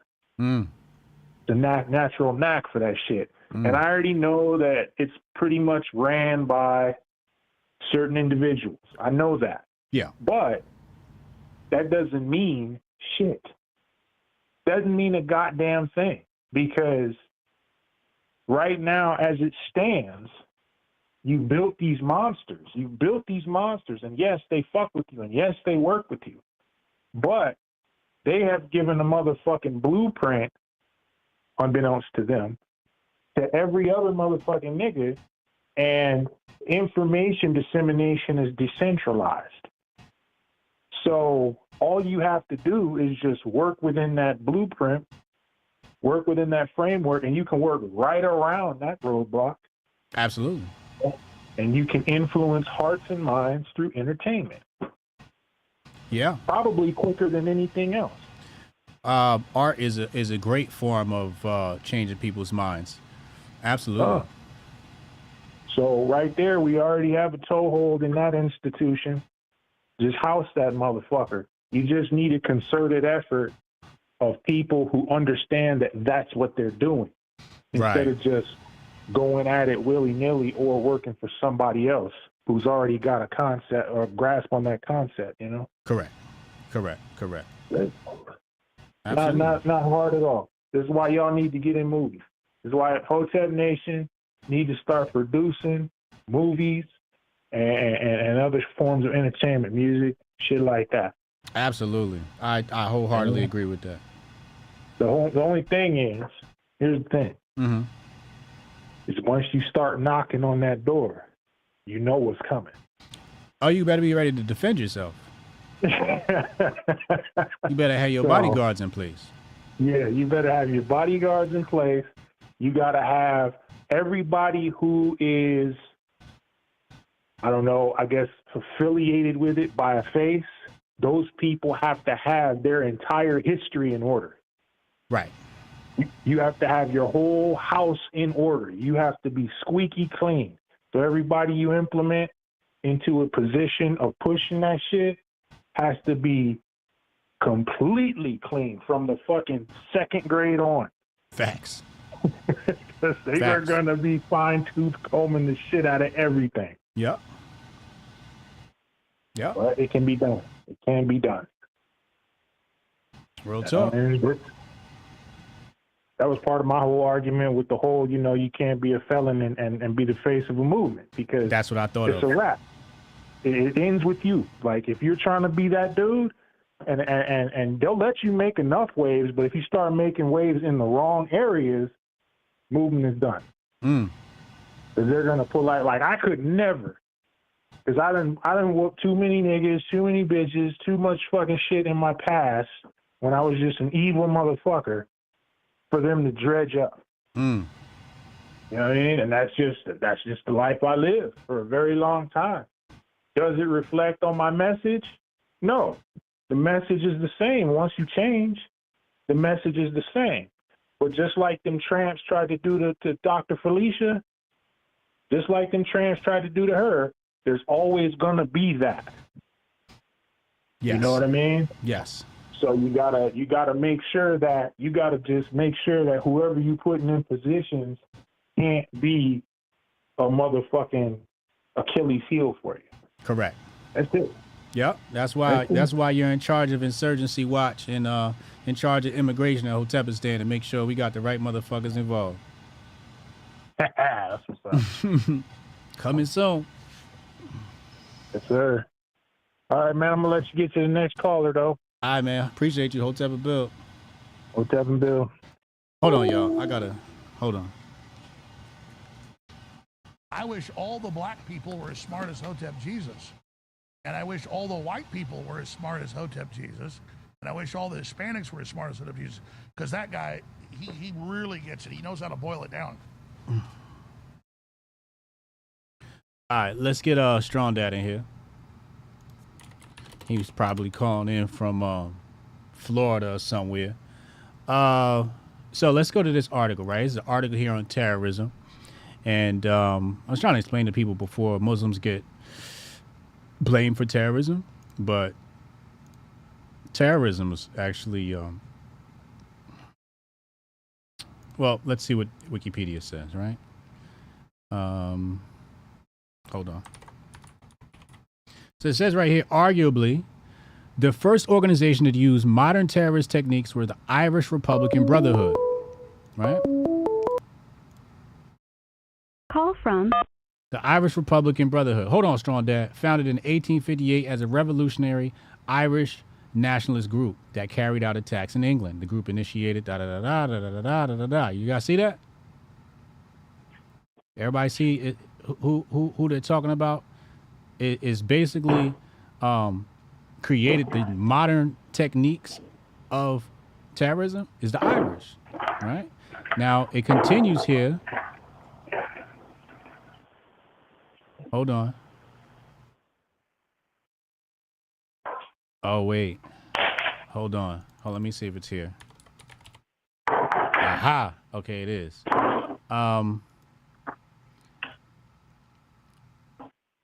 Israel is another group, you know, that tribe, infamous for terrorism themselves, right? So it says here, Israel had problems with Jewish religious terrorism, even before independence in 1948. So before Israel was Israel, you had Israeli terrorists during a British mandate over Palestine. The Irgun were among the Zionist groups labeled as terrorist organizations by the British authorities and United Nations for violent terror attacks against Britons and Arabs. Another extremist group was the Lehigh, openly declared its members as terrorists. Historian William Cleveland stated, many Jews justified any action, even terrorism, taken in the cause of the creation of the Jewish state. So when we talk about that Israel-Palestine conflict, I don't think anybody's hands are clean, but Israel's hands ain't clean at all. And it's right there on Wikipedia. You know what I'm saying? This is shit nobody talk about. Only place you're going to hear somebody talk about this shit is right here. And I just told y'all, that's the bombshell right there. Right? Nobody states this. Nobody talks about this. But you've been told. Strong Dad, what's up, man?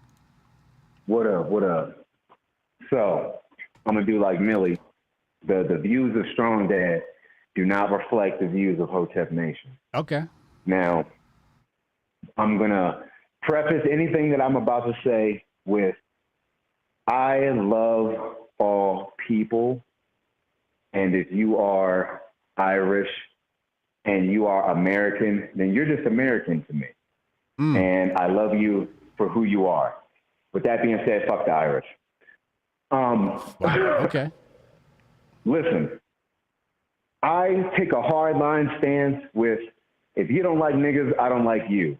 Ooh. I don't like Ukrainians because Ukrainians don't like niggas. That's I true. don't like Israelis. I don't like Palestinians because they don't like niggas. And I don't like Irish because they don't like niggas. I don't like niggas because they don't like niggas. So, facts. I don't like niggas because they don't like niggas. So I hold that stance. So for me, yeah, I'm saying, Irish lives matter. All lives matter, nigga. How about that? That's how I feel. That's how I feel about that. Period. That's how I feel about that. Nigga just said all lives matter. Damn. Okay. Now, there have been plenty of Irish people that I've met who have done wonders for my life. As a matter of fact, I mean, I sit here today doing my own work for myself on my own schedule, making my own money as a contract painter. And the person who hired me, even though he didn't hire felons, was an Irishman from Ireland. His name was Andrew Toole. He owned Ireland's finest painting company and hired me after conversations with me. And I respect that. But when it comes to like a region, these people, they don't like niggas out there. You know what I'm saying? A handful of them might, but I don't care. I care about what's happening here in America. I care about Americans first. That's where I'm at right now. That's where I'm at right now. Even, and this is from someone who defends Pan-Africanism all the time. I'm at the point right now where I don't give a damn about anybody but Americans, because shit is fucked up here. You know what I'm saying? The caller was 100% correct. You know what I'm saying? I'm the son. I'm a military brat. I'm so many veterans in my family, and to me, it disgusts me that we have, just veterans just out in the street. No, they went out and done all this, put their lives on the line for your politics and your bullshit, and you can't even feed them. You can't house them. You can't do nothing. You letting children starve out here, whole mothers, and you know what I'm saying? Like, for me, that means more to me than whatever the hell's happening in a place where if I went, half of the people might like me, but the majority of the people spend to give me the side eye. Not to mention, through my incarceration, I learned quite a bit about the Irish people, and they got some Azov battalion style people over there who don't like niggas for real. And for me, that's just another Ukraine. That's all it is. It's just another Ukraine. Sure, a couple Ukrainians might kick it with me and hang out with me, but on the whole, they don't like me, and they are perfectly fine housing niggas who don't like me too, who like me less. And so for me, it's America first. Period. It's America first. Period. That's why the racial divide here. That's why I'm more concerned with how we defeat that, because we're all Americans. So I want us to get along. Let them burn down that Nike store. Where are their parents? You know what I'm saying? Like where's the fathers in the community? That's how I feel. That's how I feel about that. And I reserve that as my opinion to have, with while also saying, like, if I know plenty of people who are Irish, and I respect them and what their community was able to do, what they, how they operate, the same way like Asian people, you know what I'm saying? I don't fuck with, like Asians like that, but I respect the group economics they use that black people can, employ. I respect that. I respect power for sure. So I respect them in that right. You know what I'm saying? I respect power. And speaking of that, that's, I was going to say that China, I felt like they practiced socialism with each other and capitalism with the rest of the world, and that's why they came out on top. Correct. They sent each other money. They came out here. They busted their asses, and they sent money back, and they just kept doing that. And in the same time, they said, "Oh, you want to have a company here in our country? Sure, but you have to hire 50 of our workers, and we have to have access to how you do it, so we can copy your shit." That's for me. That they learned how to compete for real, and I feel like that's how they became such a superpower so fast. Which is why it's crazy when you try to present that same theory to to the black community, and they're like, oh, that ain't gonna work. It ain't gonna work. Like, nigga, it literally works. It's on paper. Yeah. It's on paper. It created a world power. It literally created a world power, literally, and we hated them during that time. So let's not act like racism is going to prevent black people from doing it, because we hated the Chinese when they were doing it, and here we are today. You know what I'm saying? So I feel like that's something that could be repeated, among stronger minds. And then the last thing I wanted to do was say, I think that black people, the industry they should take over shouldn't be entertainment. It should be trade.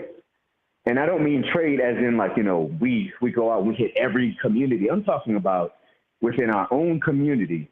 When I was in Florida, I had moved to a community. I left Sarasota and we went to move to Port Charlotte, I think.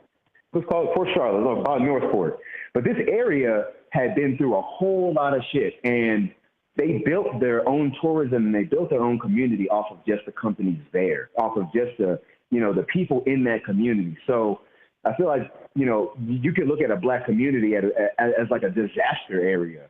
And if we're actually educating each other on, in the trade industry, there's no reason, like, we don't have to outsource that work. And that can create something in our community. If we want it to look better, we can make it look better ourselves.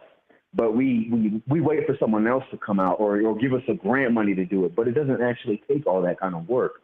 And I really think that if we took over the trade industry, we would do a lot better. And especially because with the trade industry, you can utilize felons. You can utilize the violent people who take to these trades faster. You can utilize the at-risk people. And I mean, just the way King Randall, it brings up all these young black boys and shows them how to fix their own shit and how to take care of their own building and all that. That right there, that knowledge goes, I feel, much further than where we could go with entertainment, because let's just be honest, niggas got too much. Entertainment is our problem. We spend so much money on entertainment and clothes that we don't have nothing at the end of the day. Imagine if we spent all that entertainment money on just rebuilding an actual block, rebuilding a community, All right, so Mr. Nunya in the chat said there's no such thing as a black community. How do you respond to that? I mean, just because you don't come from a black community doesn't mean there's no. I was born in one. I was born in motherfucking Baltimore, Maryland. Nigga, I was born in Woodlawn. Everybody was black and we all loved each other and we all shared food with each other. That's a fucking community. Shut your fucking bum ass up, nigga. I'm sick of these. I'm sick. You know what I'm sick of? I'm sick of black people who other black people don't like talking about what black people don't have. Nigga, go kick it with Becky, motherfucker. You ain't black. How about that? That's how you ain't.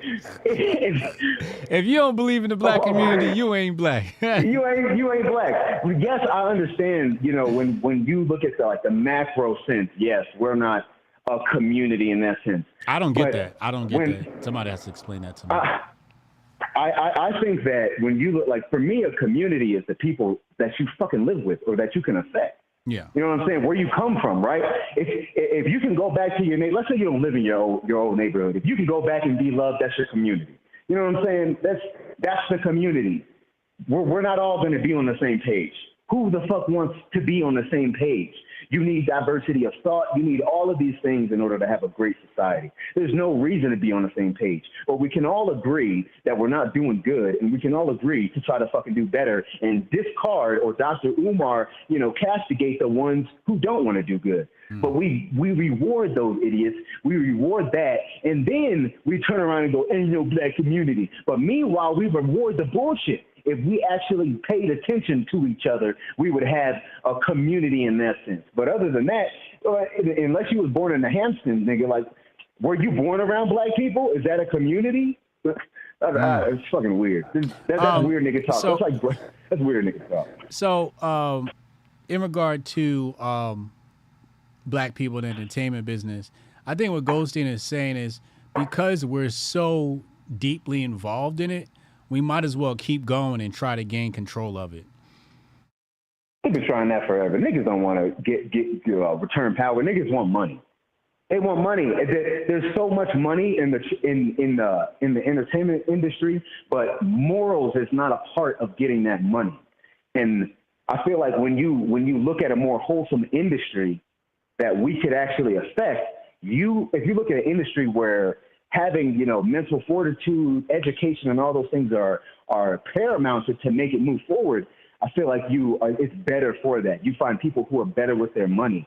But entertainment doesn't breed morality, and morality is going to be the one thing that prevents Black people from taking over the entertainment industry. Because we want money. You've been broke for so long, and now you got $1 million. You can't do that. When I was doing, outreach, I never gave money to a dude on the street. I'd never give him money. I give food or clothes, or I buy them. I take them somewhere they need to go. I help them get an ID. But money's the last thing that I give them. In the entertainment industry, the return on investment is too easy. You can do nothing and get money.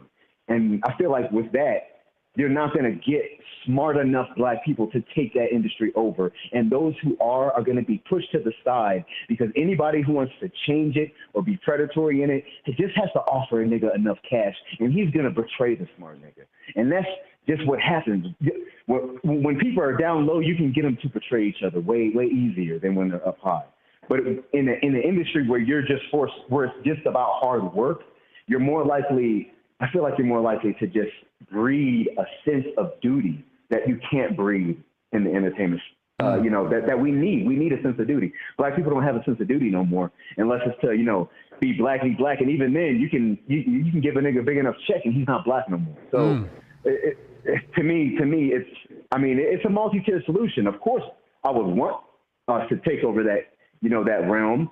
But I really do feel like what would probably be better would maybe just, let's start with educating those who are already there and trying to get them to think more like Killer Mike or some shit. You know what I mean?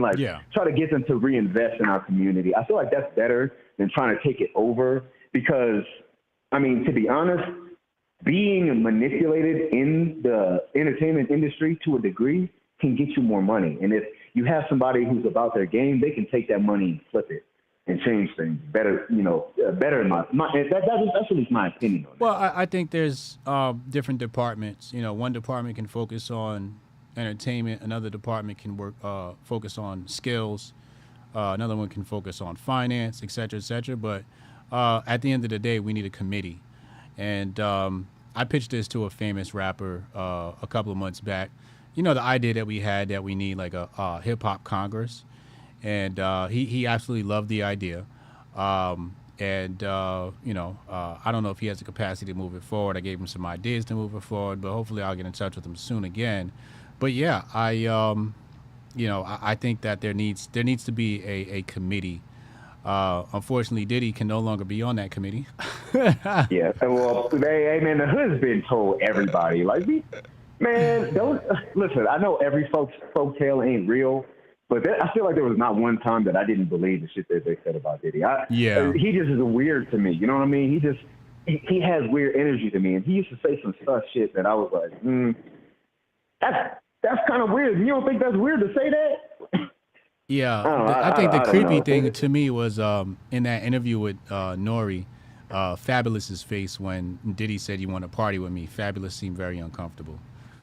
Facts. Yeah. Facts. Even when Dave Chappelle did that Diddy skit, to me that was like spot on. I'm like, this nigga would be weird like that. You know what I'm saying? Yeah. Like he would be carried in with like sucking on a pacifier and some shit like that.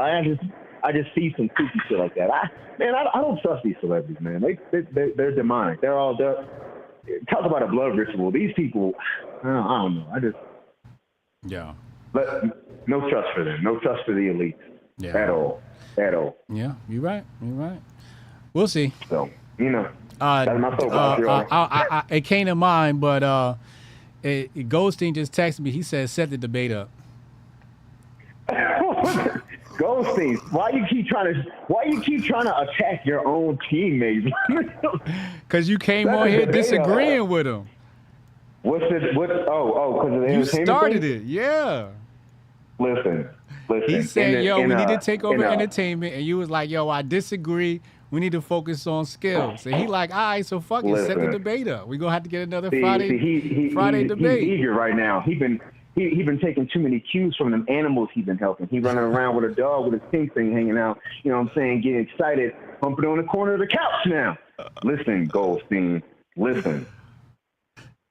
Two opposing beliefs that operate on the same spectrum of good can exist in the same space for that very reason. That's not what you said. You said I disagree. I do. I disagree that that's the entertainment. That's where we should attack. But it's not even a heavy enough disagreement. No, that's a great debate. Elucidate on. I don't know. I don't think so. I think that's a great debate. I think skills maybe the versus systems entertainment. within that. And the thing is, I think once again, Goldstein's at a disadvantage because more people are probably gonna say no, fuck the industry and all of that. So again, he's at a disadvantage. But again, I would love to. And when you said you disagreed and you said it, I'm like, oh, this sounds like a debate. Then he texted me. I'm like, oh, yeah, Goldstein read my mind. Listen. If this is the debate that you want to have, Goldstein, I guess. But I think we've already determined I'm a pretty agreeable dude. All I'm going to do is agree to disagree. In the end, I mean, in the end, who's right and who's wrong? Neither one of us. But in the end, we're both right. But if you're gonna have a black community and we're gonna have a committee, there needs to be some sort of debate in our congressional hearings, right? So this is over maybe where the most attention should be. Yeah, I think that attention should be. I think it should be split on the basis that much can get. You know what it sounds like to me. But I don't think one is more important. I think you know what it sound. You know what it sound like to me. I don't know, man. What? Sound like you scared. You know, a lesser me, a me back in the past would have jumped at the opportunity after you said that. But I'm not. I'm not, man. I can't bait you. I'm not scared. And I'm not scared. And I will not debate on that because I do feel that my intellect is it's in a place where that's beneath me. I think that I would rather debate something that we can actually physically do right now. Like we can't get black people to just take over the industry, either industry as a whole right now. We're not at that space. We're not at that level of influence. But there are smaller things that we can do that, you know, I could be diametrically opposed with someone about and that I could debate about. And I feel like that's, you know what I'm saying? I'm waiting for the real or some theology, man. Like I'm trying to use my brain muscle. Don't pull me in another septum ring debate. And that's really what this is at the end of the day, because niggas don't love each other enough for us to make these types of decisions. And until niggas love, what did Dr. Frances Cress Welsing say in her book? She said, if black people don't love each other, who else will? Well, that's where we're at right now. We don't love each other. So why does the solution should be how do we love each other again? Okay. All right, let me get to some more callers. We're gonna figure it out. Hey man, much love. Hotep and Bill. Hotep and Bill. Goldstein gonna double dip in a bit. We got Hotep Mark. Hotep Mark trying to call in. Go ahead, Mark. Let's hear from Mark. See what Mark got to say. Whew. Spicy. I love it. I love debate. I love to debate. I love watching debates, but most of all, I love moderating debates because I just love, you know, being a naturally objective person. I love having my brain pulled this way and that way and this way and that way, you know, and, you know, Strong Dad and Goldstein, they're, you know, elite officers within the Hotep ranks, right? And having them debate is something that is required, right? Like it's something that shows the power of the Hotep Nation, right? And it prepares us for debates outside of our circle. Mark, what up, man? Hey, how you doing, Hotep? I'm good, man. What's on your mind? Man, I guess it was my mind's on maybe like 2 weeks ago you were talking about Vivek, and I sent him a message, you know, about you just interviewing him. Yeah. I know it's off topic, but that was pretty much it. You got to connect? What do you mean to connect? No, man. I'm just a big fan. A big fan of who? Vivek? Nah, man. You. I'm a big fan of you. Thank you. Yeah, man. The way I got to you was through Dr. Shiva. I saw your interview with him, and I think it was like 2020. Okay, yeah. And I've been watching you since. Dope. Yeah. But as far as the conversation you were having previously, I would pick skills over entertainment. Okay.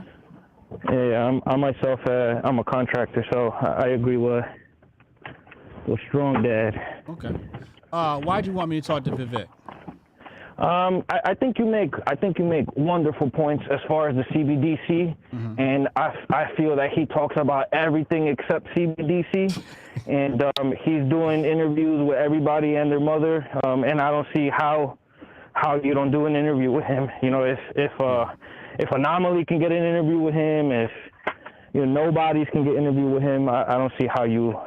The only thing that would bring me to try to get an interview with Vivek is greed, and I just don't have much greed in me. But greed for what? Clicks. Just this doesn't move me. I have a bunch of like influential people that I follow and follow me, like Tulsi Gabbard follow me, and it's just like I don't want to have a conversation with somebody unless I know specifically what I want to talk to them about and they have some insight and I want to learn from them. There's nothing that I can see myself wanting to learn from Vivek. And until Tulsi kind of, like if Tulsi came out tomorrow and was like, CBDC's XYZ, I'd be in her DMs like, yo, let's talk. You know what I'm saying? But it's got to be something that sparks my intellectual interest. And Vivek is just kind of like, he's kind of boring to me. Okay.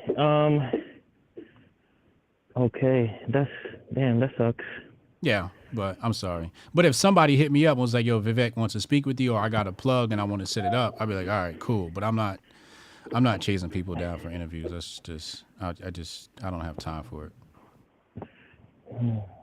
And when you say greed for clicks, wouldn't, like, instead of seeing it that way, you don't see it as like trying to like bring a conversation to light, since he is, I guess he gets a lot of clicks, and you having a type of conversation with him like that would bring more light to the subject. Yeah, I could see that. I could see that as being a positive. I wouldn't argue that. Okay. I guess if I could somehow put words together to try to convince you to chase the interview, but keep trying. Definitely a strong minded. Call back in another time. Keep trying. Maybe I'll be in a different mood then. Okay. Yeah. Okay. I appreciate the call, bro. No problem, man. Take care. God bless. All right. Hotep and Bill.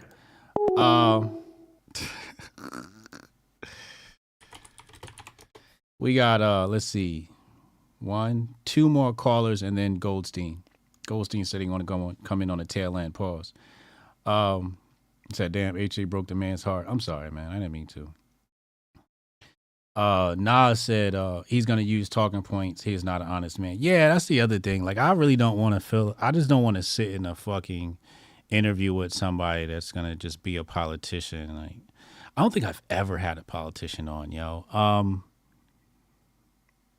I remember once upon a time, a politician reached out to me, a New Jersey politician. He was like, yo, I want you to come out, speaking to this black audience. I want you to come hang out with me, and talk to him about voting Republican, And I'm like, how much you paying? He was like, oh, there's no budget for it. And I'm like, well, I'm not fucking showing up then. Like, what the fuck? You want me to help you, but you don't want to pay me? You want me to convince black people to vote Republican, particularly for you, but you don't want to cut me a check, even though you raising funds in your campaign, you can't cut me a check? Then I'm not fucking leaving my house to go do that shit. You want me to travel an hour away and not be reimbursed for my time? You must not respect me. Later on, though, he actually decided not to be a politician. He came around and he apologized and shit like that. So it was cool. He was like, yo, I see what you were saying, HJ. I went about it wrong, Like, no doubt. Descendant of Loki single-handedly keeping the Grift Report alive, gifted another 10 Hotep Jesus memberships.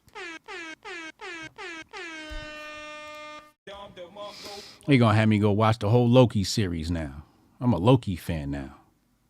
Shout out to Senator Loki. Single-handedly keeping the Grift Report alive. I appreciate you, man. I appreciate you. Grifties.com. Make sure you bookmark Grifties.com. We're selling tickets to the live show soon.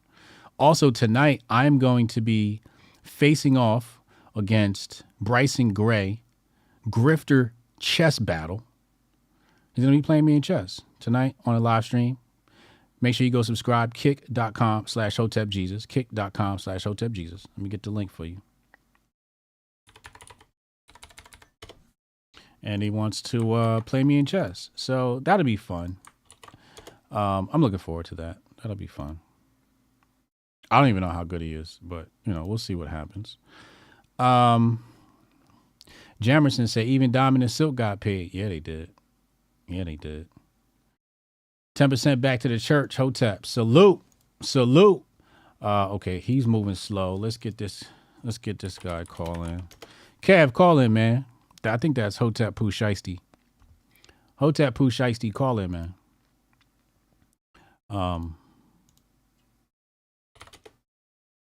What's up with my rumblers? Strong Dad said, let's put this topic on the back burner until it's fleshed out. Argument feels lacking at this point in time, to me at least. Okay.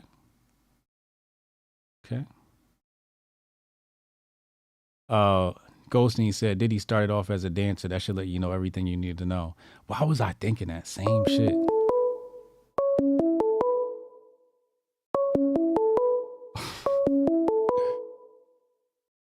Call from Hotep Kev. Yo, Kev, what up, man? Bro, you're bringing back Dolph like it's a good thing. What do you mean? Just singing the praise of Adolf Hitler. I don't know. No praise for Adolf Hitler. There was no praise. It was just a historical fact was stated. Yeah. Man, I think we need to bring back the militias. Okay. I mean, how much issues can you have with your neighbor over color if he's got your back if something goes down? Yeah.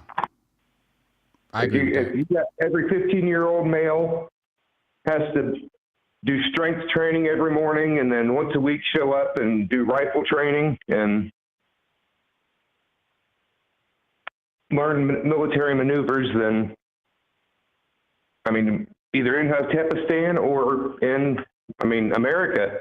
America needs it right now more than anything. But Hotepistan will definitely have a militia. Pretty much women will tend to the nourishment and men will be training for war and that's building. What I was saying, though. But yeah. As far as in America, we could use it now, too, just because of it's Congress's responsibility to fund it. But at the same time, how many of these kids are going to be playing video games all the time and getting fat and lazy if you got them out there doing strength training every morning? And who's going to deny, I'm not a man. Yeah. Militia took you out of your house and you got a penis. We're going. Let's go. No. I agree with that. I think we need to step back to them. I think it was after JFK was killed was the last time Congress provided a free rifle. Okay. Really? They used to give out free military surplus rifles to every American. All you had to do was write Congress. Damn. The good old days. Oh, yeah. The good old days. Back when they gave you guns rather than trying to take them away. Yeah. Hey, great call, man. Appreciate you, bro. All right. Hotep and Bill. All right, Goldstein. Let's see what Goldstein got to say. We're going to have Goldstein. Goldstein going to close out the show here today.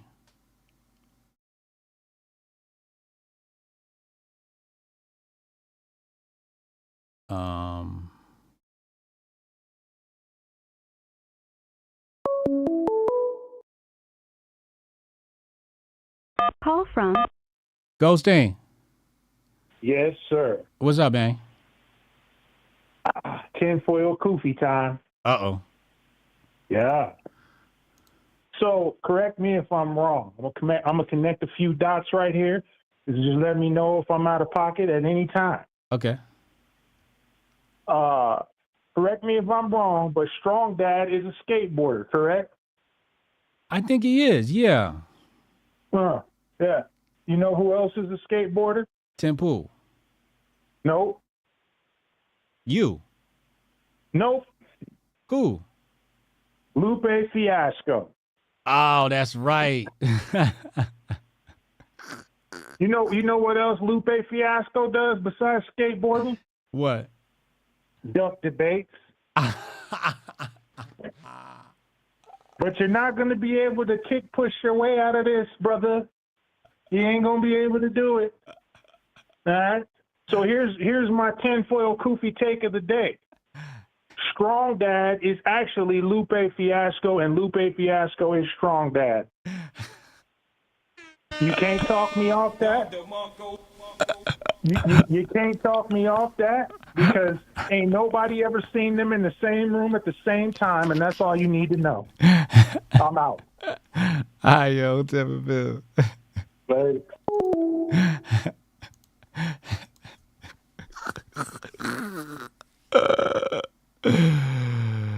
Oh, man. He said you can't skate your way out of this one.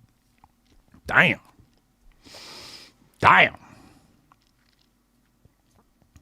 Y'all wild. I fucking love this community. Y'all keep me going, man. Y'all really do. Strong Dad said, real disrespectful, for real. He said, Lupe, skateboard as a hobby. I was a sponsored athlete. Were you? Oh, you were serious? Damn, niggas on skateboards, really?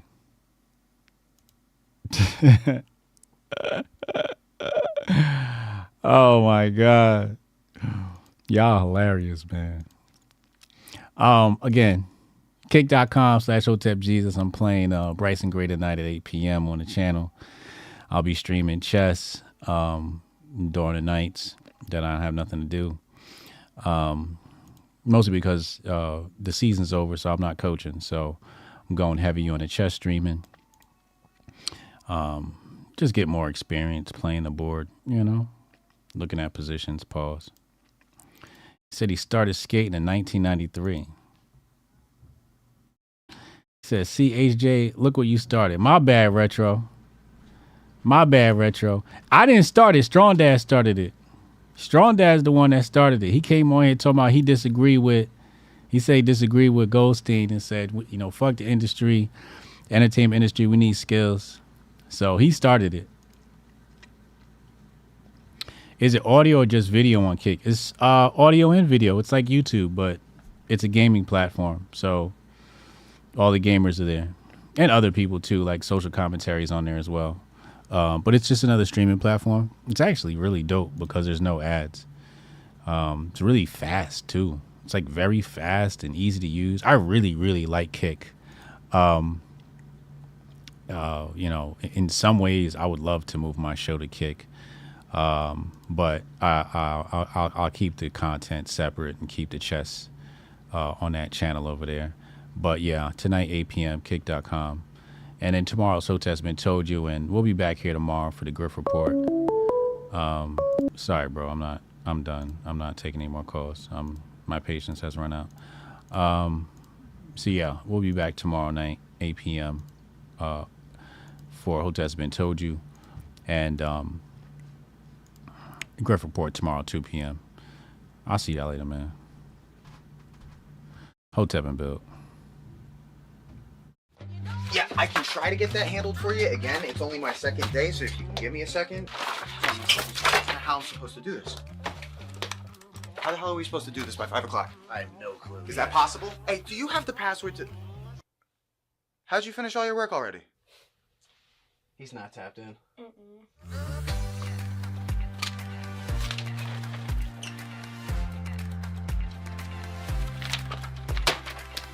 How'd you get that done so quick? They think they're gonna be able to budget that? That's money. That's money right there. You understand? You guys finished your work 6 hours early? He's not tapped in.